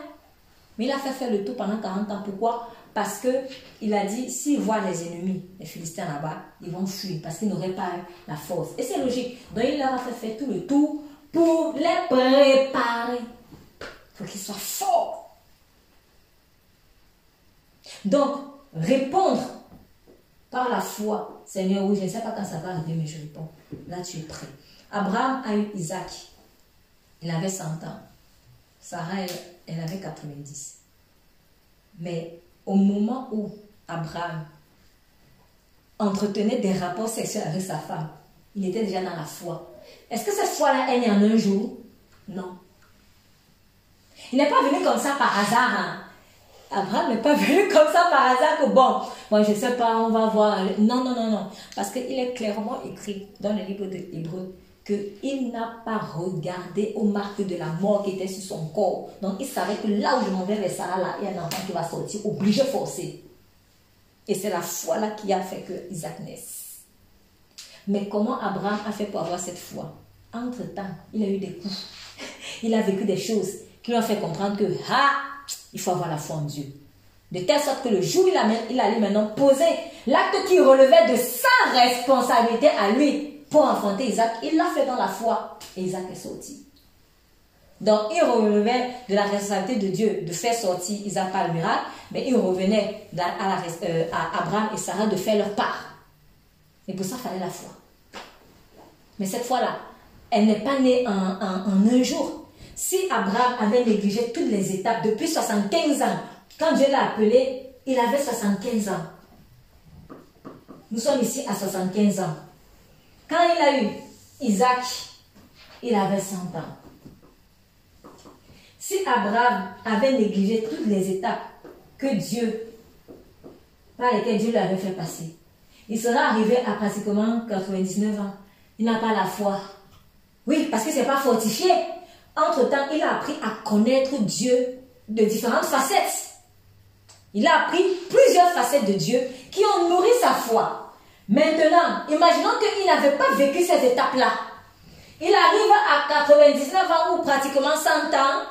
Et puis, qu'est-ce qui se passe? Venez dans le temps, parce que c'est sûrement à ce moment-là que Dieu avait prévu que Isaac sort. Venez dans maintenant le temps, le jour J, où il faut enfanter Isaac. Il n'y a pas la force. Parce qu'il n'y a pas la foi. Pourquoi? Parce qu'elle n'a pas été fortifiée. Il ne s'est pas préparé. Le jour où il allait vers Sarah pour faire Isaac, c'était les 3 ans de Jésus. Les 25 ans où il a un peu, voilà, où il a eu ses expériences avec Dieu là, c'était les 30 ans de Jésus, de préparation. 30 ans de préparation pour 3 ans de ministère. Il faut se préparer longtemps en avance. 25 ans quand même. Non, imaginons, franchement, si on veut dire les choses telles quelles, ça peut être un peu bizarre de dire ça comme ça, mais imaginons, depuis 75 ans jusqu'à 100 ans, 25 ans de préparation pour un seul soir de rapport sexuel. Imaginons, un seul soir. Un seul soir. Bon, je ne sais pas si c'était le soir ou le matin, bon, je ne sais pas. Mais en tout cas, un seul jour. Allez, je n'étais pas là. Mais un seul jour. Un seul jour, un seul moment. 25 ans de préparation. Parce que ce n'était pas n'importe quel échange qui se faisait. C'était un échange particulier. Il avait la foi que là où je vais là, non, il faut qu'un enfant sorte parce que j'ai appris que Dieu est le Dieu de la résurrection. Et pareil, quand il a fallu sacrifier maintenant Isaac, franchement, si tu n'as pas connu le Dieu de la résurrection, tu vas faire comment? Tu vas faire comment? Tout ce temps-là, parce que je ne sais pas à quel moment exactement, à quel âge exactement, après il y a des suppositions, mais c'était bien après 100 ans. C'était bien après 100 ans. Donc, à 100 ans et plus, Dieu lui dit, aujourd'hui tu me sacrifies Isaac. Quel courage il a eu pour pouvoir le faire. Si ce courage-là n'avait pas été préparé en avance depuis 25 ans, plus les autres années entre les temps où il a eu Isaac et le jour où Isaac allait être sacrifié. Ça signifie que les 25 ans de préparation, plus la naissance d'Isaac et l'évolution d'Isaac jusqu'au jour où Isaac allait être amené en sacrifice à Dieu, étaient les années de préparation pour le sacrifice d'Isaac. Donc, ces 25 ans-là, plus ces années-là, dont je ne connais pas le nombre, ça correspond aux 30 ans de préparation de Jésus. Et les 3 ans-là, c'était juste l'instant où Abraham allait sacrifier Isaac. On se prépare pour un moment capital. L'époux est venu, l'époux n'a pas marché dans les rues pendant une semaine. Non. Je ne sais pas combien de temps, mais on vous dit que c'était vers le soir qu'il est arrivé. Ça s'est fait en un instant. Ça me fait penser à l'enlèvement. L'enlèvement ne va pas durer 2 jours. Un instant. Tout ce qu'on fait là, c'est pour ça. Alors, dites-moi, comment on peut être suffisamment prêt? Franchement, je ne parle à moi-même. Comment on peut être suffisamment prêt pour un instant comme l'enlèvement aussi capital qui va être déterminant pour l'éternité si nous ne sommes pas rééduqués à ne pas être à la bourre? Dites-nous, est-ce que vous ne voyez pas qu'il y a un piège derrière pour être toujours à la bourre? C'est un piège en fait. Il faut qu'on fasse attention. Sortons de là. Pleurons, gémissons. Je ne sais pas comment il faut faire, mais pitié Seigneur, mais je veux sortir de la mentalité du retard. Je veux sortir de là. Je veux sortir de là. Déjà que je suis venue à toi, je crois qu'en retard. Parce que si ça ne dépendait que de Dieu, ce n'est pas à ce moment-là que je l'aurais accepté Christ. Déjà. Mais il m'a déjà fait la grâce de m'accepter. Et puis dedans, je fais encore les retardataires. Non, non, non. Là, à un moment donné, ça ne va pas le faire. Parce que les vierges folles, si elles étaient vierges, c'est qu'elles ont accepté Christ à un moment donné. Mais dedans, elles font encore les retards. Non, il faut qu'on arrête. Il faut arrêter. Les temps sont courts. Le Seigneur revient bientôt. Il ne faut pas qu'on soit là parmi les gens qui vont crier que wow, wow, wow, wow, il nous avait dit, il nous avait dit. Mais il vous avait dit, et qu'est-ce qu'on a fait pour se préparer? Parce que souvent c'est comme ça. Oui, je sais. Tu sais, mais tu fais quoi? Pourquoi tu ne vas pas dans l'alliance si tu sais? C'est ça qui est grave. Parce qu'il est dit, celui qui ne saura pas ce qu'il fallait faire, il va être puni de peu de coups. Mais celui qui celui qui savait ce qu'il fallait faire et qui ne l'a pas fait, il sera puni de beaucoup de coups. Donc Dieu va être plus sévère avec ceux qui auront su quoi faire, mais qui ne l'ont pas fait, par rapport à ceux qui ne savaient même pas quoi faire et qui ne l'ont pas fait par ignorance. Donc il y a le péché par orgueil, il y a le péché par erreur. On n'a pas pris la même personne en fonction de pourquoi il a péché. Si j'ai péché parce que je ne savais pas, ah bon voilà. Mais si j'ai péché par orgueil, donc je savais. Fuyons le retard. Fuyons le retard. Prions que Dieu nous aide à racheter le temps. Et prions que Dieu nous aide à nous préparer longtemps à l'avance. Je préviens parce que je le sens très fort sur mon cœur. Je sens que pour celui qui va essayer de mettre ça en pratique, mais tu vas avoir de grosses attaques. Mais alors là, des gens, tu n'avais jamais vu ça comme ça. Mais il ne faut pas être découragé. C'est là où peut-être il faut même voir ces attaques-là pour être conscient en fait de ce que il y a des choses derrière notre timing, notre gestion du temps. Mais il ne faut pas qu'on laisse faire. La manière dont le diable en fait réussit à te vaincre, c'est déjà de te faire normaliser le mal. Du moment où je pense que quelque chose d'anormal est normal, on m'a déjà vaincu. On m'a déjà vaincu. Si je pense que c'est normal de me flageller, par exemple parce que je n'ai pas bien agi, eh bien, est-ce que le diable va prendre encore le bâton pour me taper? Non, je fais son travail moi-même. Il m'a déjà vaincu comme ça. Mais la victoire, c'est ça qui est aussi bien. La victoire commence au moment où je comprends que ça, c'est pas normal. Ça, c'est pas normal. Parce que tant que je crois que c'est normal, ou alors tant que je ne vois pas, je ne peux pas me battre. Je ne vais pas me lever. Voilà. Là, chez nous, vraiment, tout le monde meurt à 50 ans. C'est normal. Mon grand-père est mort de la tuberculose. Moi aussi, je vais mourir de la tuberculose. Mais en fait, vous voyez, on normalise des malédictions. Là, tu ne vas pas te lever, tu ne vas pas te battre. Alors que, comme on a lu dans le psaume 8, c'est à nous que Dieu a donné le pouvoir. Donc, l'ennemi, pour essayer de nous maintenir dans l'esclavage, il va nous faire normaliser les choses. Et regardez la pression ou l'acharnement qu'il a en ce moment pour faire normaliser le mal. Avant même, c'était même, tu voyais même encore arbre du bien, arbre du mal. Maintenant, moi de moins en moins même, je vois le bien. En fait, le mal est en train de gagner tout l'arbre. C'est ça. Le mal est en train de gagner tout l'arbre parce que c'est la finalité du diable. Lui, il n'est pas seulement à l'aise qu'il y ait le bien qui cohabite avec le mal. Lui, en fait, il veut que finalement, le mal prenne tout.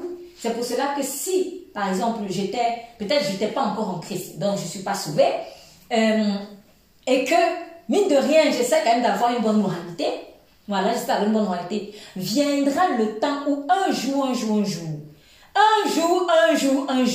tu risques de vivre des choses très, très, très, très bizarres qui vont te pousser à devenir méchant, mais de façon concrète et officielle.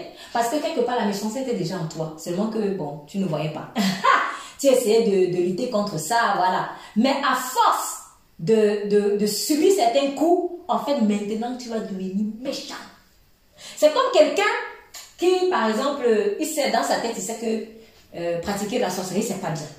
Donc, il va essayer de gagner sa vie correctement, sans essayer de faire des croche-pieds au travail, par exemple, aux gens, sans essayer, ça peut-être que commérer, c'est pas bien. Il va essayer. Mais un jour, il va subir une pression particulière qui va lui faire changer de langage et se dire, ok, donc je vois qu'il faut être méchant pour s'en sortir. Je vais devenir méchant. C'est ça que le diable veut en fait. Il veut que toi qui fonctionnais selon l'arbre du bien et du mal, donc dans le même arbre, on a le mal et on a le bien. Toi, tu n'étais pas consciente que tu avais le mal ici, donc tu fais tout pour avoir une bonne moralité et c'est pas mal. Vaut mieux essayer d'être correct que de vouloir vraiment être très très très méchant. Cependant, c'est pas ça qui sauve. C'est pas ça qui sauve. Et au contraire même, c'est ça qui nous a fait chuter. Du coup, ce que le diable va faire, c'est quoi? Parce que dans son monde à lui, il faut que tout le monde soit méchant comme lui. Donc, il va un jour créer des situations qui vont faire en sorte que le mal qui était encore peut-être en toi, en simple graine, devienne maintenant, prenne tout l'arbre. Donc, que tu deviennes méchant. C'est-à-dire, avec toutes les persécutions que tu as vécues, les blessures, des choses comme ça, tu commences à dire, je vais devenir méchant. Maintenant, c'est bon. Tout le temps, je suis gentil. On se prend ma tête, tout ça. Maintenant, je vais devenir méchant. C'est le but final. C'est pour ça aussi que vous voyez que, de plus en plus, ce qui était anormal avant, mauvais avant, devient normal. On va dire aux enfants, oui, on va normaliser la pédophilie, on va normaliser l'homosexualité, on va normaliser plein de choses bizarres. Aujourd'hui, en tout cas en France, en ce moment, je vois de plus en plus de promotions de la sorcellerie. Je ne sais pas si vous avez vu, je l'ai envoyé dans le forum, école de sorcellerie. Ça, je n'avais jamais entendu ça. Université qui enseigne la sorcellerie. On enseigne la sorcellerie sur la base, soi-disant, de Harry Potter, des choses comme ça. Mais ça, c'est pas des choses qu'il y a des années, on voyait que c'est normal. Même si tu n'as pas en Christ, même si tu es athée, tu vois ça, tu sens que ça, c'est bizarre. Mais on va te mettre la pression. Et comme tu n'as pas l'Esprit de Dieu, tu ne pourras pas supporter. C'est ça en fait le truc. C'est que nous on croit qu'on est trop fort et que même si on vient nous mettre la pression, on va résister. Tu ne peux pas résister contre l'Esprit. C'est impossible. Tu vas être obligé de faire le mal. Tu vas être obligé. Tu vas être obligé. Parce que tu n'as pas la force. C'est pour ça qu'à un moment donné, il te faut Christ. Même pas qu'à un moment donné. Le plus tôt possible. Je dois dire, le plus tôt possible, il te faut Jésus-Christ en fait. Pour que tu ne deviennes pas la pire version de toi. Parce que déjà, tu n'étais pas dans la bonne version. Tu étais dans une version hors Dieu déjà. Mais tu n'avais même pas encore touché le fond. Et on veut te faire toucher le fond. On veut te faire mordre la poussière. C'est pour ça que Joseph a vécu ce qu'il a vécu. Joseph, sûrement, ce n'est pas quelqu'un de parfait. Ça, c'est clair. Il n'était pas parfait. Moi, je dis, je suis convaincue, Dieu lui a fait passer par là. C'était vraiment pour lui apprendre l'humilité, l'amour, des choses comme ça, la compassion, en fait. Mais, pourquoi est-ce que l'ennemi a voulu qu'il soit accusé par la femme de Potiphar au moment où il est en train de prospérer dans la maison de Potiphar, injustement? Quand tu vis des choses comme ça, déjà avec tes frères qui te vendent comme esclave, si franchement, si c'est pas Dieu qui est là, l'amertume vient. C'est normal, tu vas être amer. Ok, maintenant tu essaies de marcher même pas les sentimentalismes. Oh bon, c'est quand même mes frères, il faut quand même que je pardonne. Et puis tu vois que tu commences un peu à respirer dans la maison de quelqu'un qui te donne des responsabilités, qui commence à te faire confiance. Boum, on vient t'accuser. Oui, tu as voulu me violer. Hein? On te jette en prison, injustement. C'est pourquoi tu deviens comment? Mais méchant, amer. Parce que dès qu'il y a l'amertume, tu vas devenir méchant, c'est obligé. Dès qu'on va te parler, je dis, ne me touchez pas. Et ça, tu deviens méchant. Avant, tu n'étais pas comme ça. C'est pas que tu étais parfait, mais tu n'étais quand même pas comme ça. Mais maintenant, là, tu es devenu irritable, susceptible, arrogant. Bon, il y avait peut-être l'arrogance à 2%, mais maintenant, c'est devenu à 78%. C'est ça, en fait, le diable veut que tu sois comme lui. L'expression même du mal. Et que ça se voit, il ne veut plus se cacher. Remarquez pas, il ne veut plus se cacher. Aujourd'hui, tous les satanistes veulent montrer qu'ils sont satanistes. Ils montrent cela dans leurs concerts, ils montrent cela dans partout. Ils ne se cachent plus. Est-ce que c'est maintenant qu'ils se montrent? Est-ce que c'est parce qu'ils existaient par avant? Ils existaient là bien même. Mais maintenant, le temps est venu où Satan dit, je ne veux plus me cacher. Donc, même, ce qui veut dire que même à l'échelle individuelle, quand tu n'es pas en Christ, le côté mauvais qui est en toi là, le diable dit, je ne veux plus que ça se cache. C'est ça en fait qui se passe. Il ne veut plus que ça se cache. Donc, il va tout faire pour que ça prenne l'ampleur sur ta vie. Et comme ça, tu vas aussi assumer, oui, je suis méchant et j'assume. Et ça devient normal. Avant, quand tu sentais, par exemple, si tu sentais que tu étais un peu jaloux, je prends un exemple. Si tu sentais qu'il y a un peu la jalousie, au fond de toi, tu es mal à l'aise, tu as honte. Tu dis, eh, non, c'est pas bien, vraiment. Tu as un peu honte. Mais un jour, si tu ne donnes pas ta vie à Christ, un jour, l'esprit de Jésus va dire que moi, je ne veux plus me cacher. Je vais sortir. Ne me cache plus, je veux sortir. Et ce qui se passe, c'est quoi? Si tu ne donnes pas ta vie à Christ, la jalousie prend l'ampleur et tu vas commencer à devenir jalouse officielle, concrète, assumée. C'est-à-dire, on va te dire, tu es jalouse. Oui, je suis jalouse. Et tu es fière de l'être. Je suis jalouse. Avant, tu mentais un peu. Tu mentais seulement un peu. Peut-être que tu mentais parce que tu te sentais en danger. Par exemple. Ok? Et puis, comme tu n'es pas à fond avec Christ, ce qui se passe, c'est quoi? C'est que tu vas vivre une situation bizarre. Un électrochoc du diable, mais cette fois-ci du diable, un électrochoc du diable qui va faire que tu vas dire, hé, j'aime pas le choix, non, maintenant, je mens bien même. Et tu assumes que tu es menteur. Pourquoi? Parce que pour toi, le mensonge est devenu normal. Donc, nous sommes dans des temps où Christ appelle son Église à être éveillé et en même temps des temps où le diable exige maintenant l'officialisation ou la visibilité, devrais-je dire. Voilà. Le diable exige la visibilité. Donc, il exige à ses agents, en fait, plus de visibilité. Et à l'échelle individuelle, même toi qui peut-être techniquement ou alors consciemment, tu n'es pas, peut-être tu te dis, je ne suis pas moi agent du diable, mais sache que quand dans cette visibilité-là, il y a des choses qui sont en train de se faire, il y a des atmosphères, des énergies bizarres qui sont en train d'être envoyées en fait dans le monde pour que à l'échelle maintenant individuelle, le mal qui était requiqué encore dans mon cœur devienne carrément un arbre et que j'assume que je suis menteur. Aujourd'hui, de plus en plus, je vois ça. Je suis sorcière et elle est fière de l'être. Oui, les gens maintenant, ils sont fiers. Alors qu'avant, moi, je voyais les sorciers, ça se cachait. Aujourd'hui, les gens sont fiers d'être sorciers. Ils sont fiers. Ils sont fiers. Donc, on est fiers. Tiens, marche de fierté. On est fiers. On est fiers parce que c'est normal pour nous. C'est normal pour nous. Donc, tout ça, ce sont les enjeux vraiment qui se cachent derrière le manque de préparation en avance. C'est important. Si nous ne voulons pas être dans le retard, si nous ne voulons pas être en retard, il faut que nous fassions tout pour être en avance. Pensons à Jésus. Pensons au Père. Pensons au Père qui s'est préparé longtemps en avance pour qu'on ne soit pas pris au dépourvu quand on va être créé. Pensons à Jésus-Christ qui s'est préparé 30 ans pour 3 ans et pour un acte utile. 3 ans, mais pour un acte utile, parce que dans les 3 ans-là, il y avait encore 3 petits jours.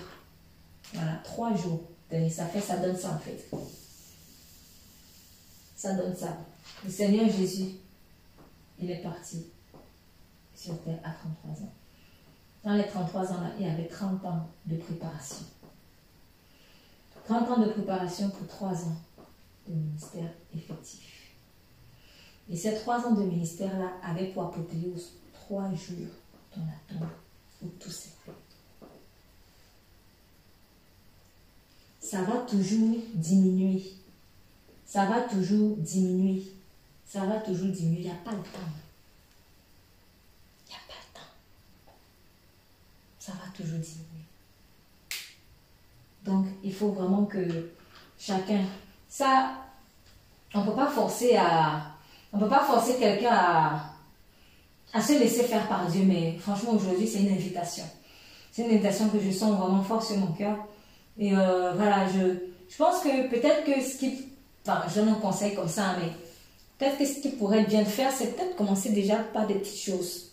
Voilà, par des petites choses. Par exemple, de se dire que bon, peut-être quand je viens à l'église, Seigneur, je viens d'abord un tout petit peu en avance. J'ai voulu dire que peut-être quand tu vas au travail, quand tu vas dans une réunion à l'extérieur ou un rendez-vous, essaye de venir en avance, il faut le faire. Mais j'ai appris à mes dépens. J'ai appris à mes dépens que je ne peux rien faire.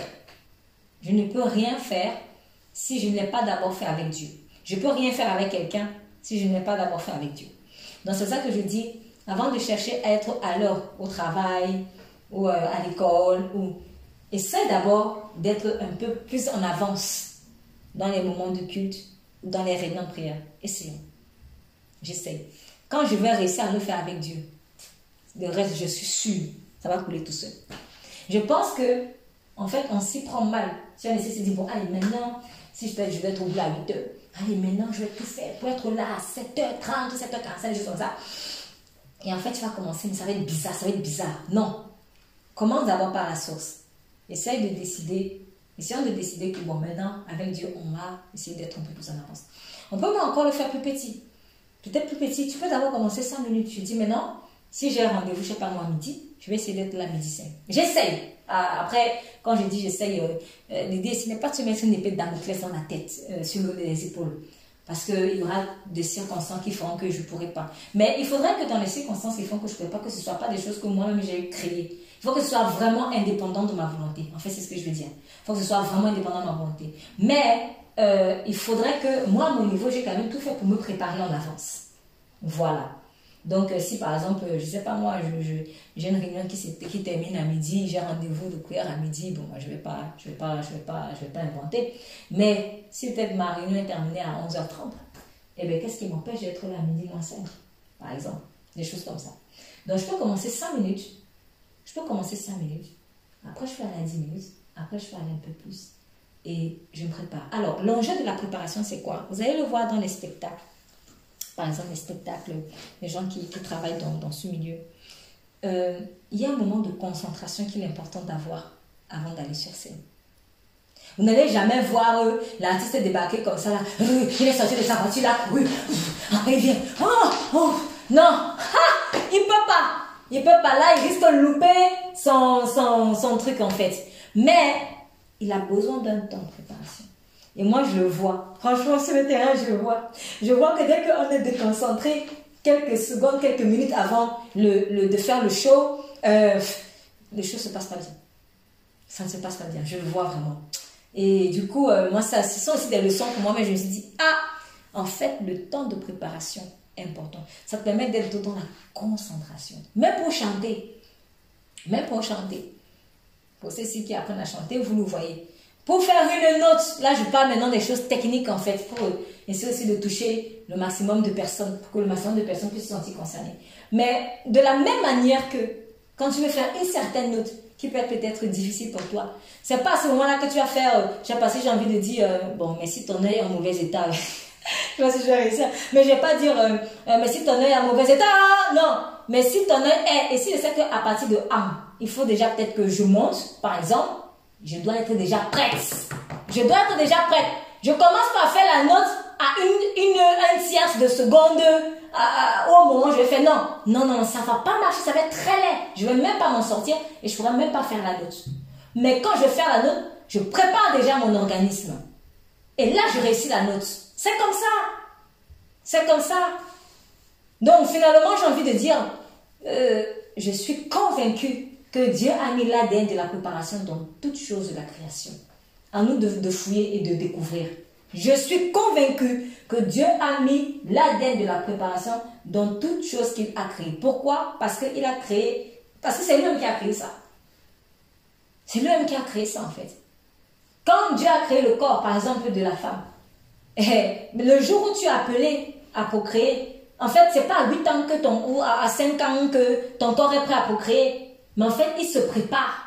Il ne se prépare pas, je ne sais pas moi, peut-être à partir de 12 ans, ou que sais-je, ou à 11 ans.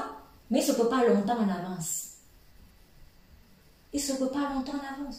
Un mariage qui n'est pas bien préparé il risque d'être joué à l'échec. Oui. Bon, on va se casser la figure dedans. Et c'est pas moi qui ai dit en plus, quoi, Proverbe 14. La femme sage bâtit sa maison. Elle bâtit. Donc, elle ne va pas débarquer dans le mariage comme ça là. Ouh, bim bam boum. Non. Elle a déjà bâti. Palier par palier. Palier par palier. Dès qu'il y a la montre attaque, elle sait dans quel palier ça a été attaqué. Pourquoi? Parce qu'elle a pris le temps de préparer chacun des paliers. Tu ne peux pas la surprendre. Parce qu'elle s'est préparée. Donc, dans la vie, les choses qu'on réussit là, on prépare. Il y a un proverbe qui dit, qui veut aller loin, ménage sa monture. Qui veut aller loin, ménage sa monture. Donc, c'est l'image, vous voyez ce qu'on met souvent sur les ânes là, ou les chameaux. Si tu veux aller loin, prépare bien ta monture. Prépare bien ta monture. Prépare bien ta monture. Je ne vais pas aller faire la course à cheval. Si mon cheval est bizarre, je vais préparer mon cheval longtemps en avance. Longtemps en avance. Sinon, je suis sûre d'échouer. J'ai appris cette semaine lors d'un message que, en fait, apparemment, je parle au conditionnel parce que je n'ai pas vérifié l'information, mais je pense que c'est une certaine logique. Les éléphantaux, voilà, vous voyez les éléphants, on va parler des éléphants, les éléphants, qu'on utilise souvent dans les cirques là, tout ça pour faire des jeux et tout ça. Apparemment, quand ils sont éléphantaux, on leur met des chaînes aux pieds pour les conditionner à ne pas s'échapper parce que, visiblement, l'éléphant a une force tellement grande qu'il est capable de briser ses chaînes. Donc, pour que l'éléphant ne fasse pas ça, quand on va faire les jeux, sinon ça va être la catastrophe, dès qu'il est tout petit, on lui met des chaînes aux pieds pour le conditionner en fait à le faire croire qu'il est toujours enchaîné. De telle sorte que quand il a grandi, quand on lui enlève les chaînes dans sa tête, il est toujours enchaîné. Donc, il ne va pas faire, il va pas aller casser des choses pendant qu'on va l'utiliser pour faire des spectacles. Depuis qu'il est petit. Donc, quand les gens vont payer des billets chers là pour applaudir, vous voyez des animaux qui font des choses, c'est longtemps en avance qu'ils sont préparés. Longtemps en avance. Et on vient payer cher. On paye cher pourquoi? Parce que ce que tu as vu en 1 heure de spectacle là, c'est des heures, des jours et des années de préparation. C'est pour ça que ça coûte cher. C'est pour ça que ça coûte cher. Ce qui était fait longtemps en avance va coûter cher. Tu ne vas pas mettre un article, toi si tu es, c'est pas mon entrepreneur, tu ne vas pas mettre un article sur le marché. Si tu le mets cher, c'est parce que tu sais ce que ça t'a coûté pour faire ça. En fait, qu'est-ce que les gens payent? Les gens payent ta préparation longue. Les gens payent l'énergie que ça t'a pris. Les gens payent le temps que ça t'a pris. C'est pour ça que c'est cher. Un truc qui est cher comme ça, ah mais tu sais combien de temps j'ai fait ça? Ah oui, longtemps en avance. Donc, les choses chères, si toi-même tu te valorises, si moi-même je me valorise, il faut que je me prépare. Il faut que je me prépare et Dieu me valorise. Mon âme est chère aux yeux de Dieu. Ça a coûté son sang. Et Christ est appelé Père éternel. Si mon âme a coûté le Père éternel, dans éternel c'est quoi? C'est éternité, donc temps illimité. Ça signifie que mon âme vaut un temps illimité, une préparation longtemps en avance. Temps illimité. Voilà ce que a valu mon âme en fait. Et aujourd'hui, le diable me fait croire que je vaux à la bourre. Non, je refuse ça. Dans le nom puissant de Jésus-Christ, je refuse ça. Je ne vaux pas la bourre. Je vaux longtemps en avance. Je vaux l'éternité. Voilà ce que je vaux. Voilà ce que je vaux. Je ne vaux pas à la bourre. Que cela vraiment soit le partage de chacun d'entre nous. Nous allons prier. Père. Alléluia. Seigneur, je te remercie vraiment pour ta parole. Je te prie dans le nom puissant de ton Fils Jésus que tu nous accordes une nouvelle mentalité. Celle de se préparer longtemps en avance. Seigneur, nous ne valons pas le stress. Nous ne valons pas le retard. Nous ne valons pas le fait d'être toujours à la bourre. Nous ne valons pas la honte, la confusion. Mais nous valons qui tu es. Parce que c'est à ta ressemblance, Seigneur, que nous avons été créés. Nous valons le sang de Jésus-Christ, qui est appelé encore Père éternel, Père d'éternité, temps illimité. Voilà notre vraie valeur. Nous sommes des êtres éternels en temps normal. Alors je prie que dans cette conscience-là, que nous puissions aimer, Seigneur, nous préparer bien longtemps en avance, comme toi, pour réussir les choses que tu nous appelles à faire, Seigneur. Que toute la gloire te soit rendue. C'est dans le nom puissant de Jésus-Christ que nous avons prié. Amen.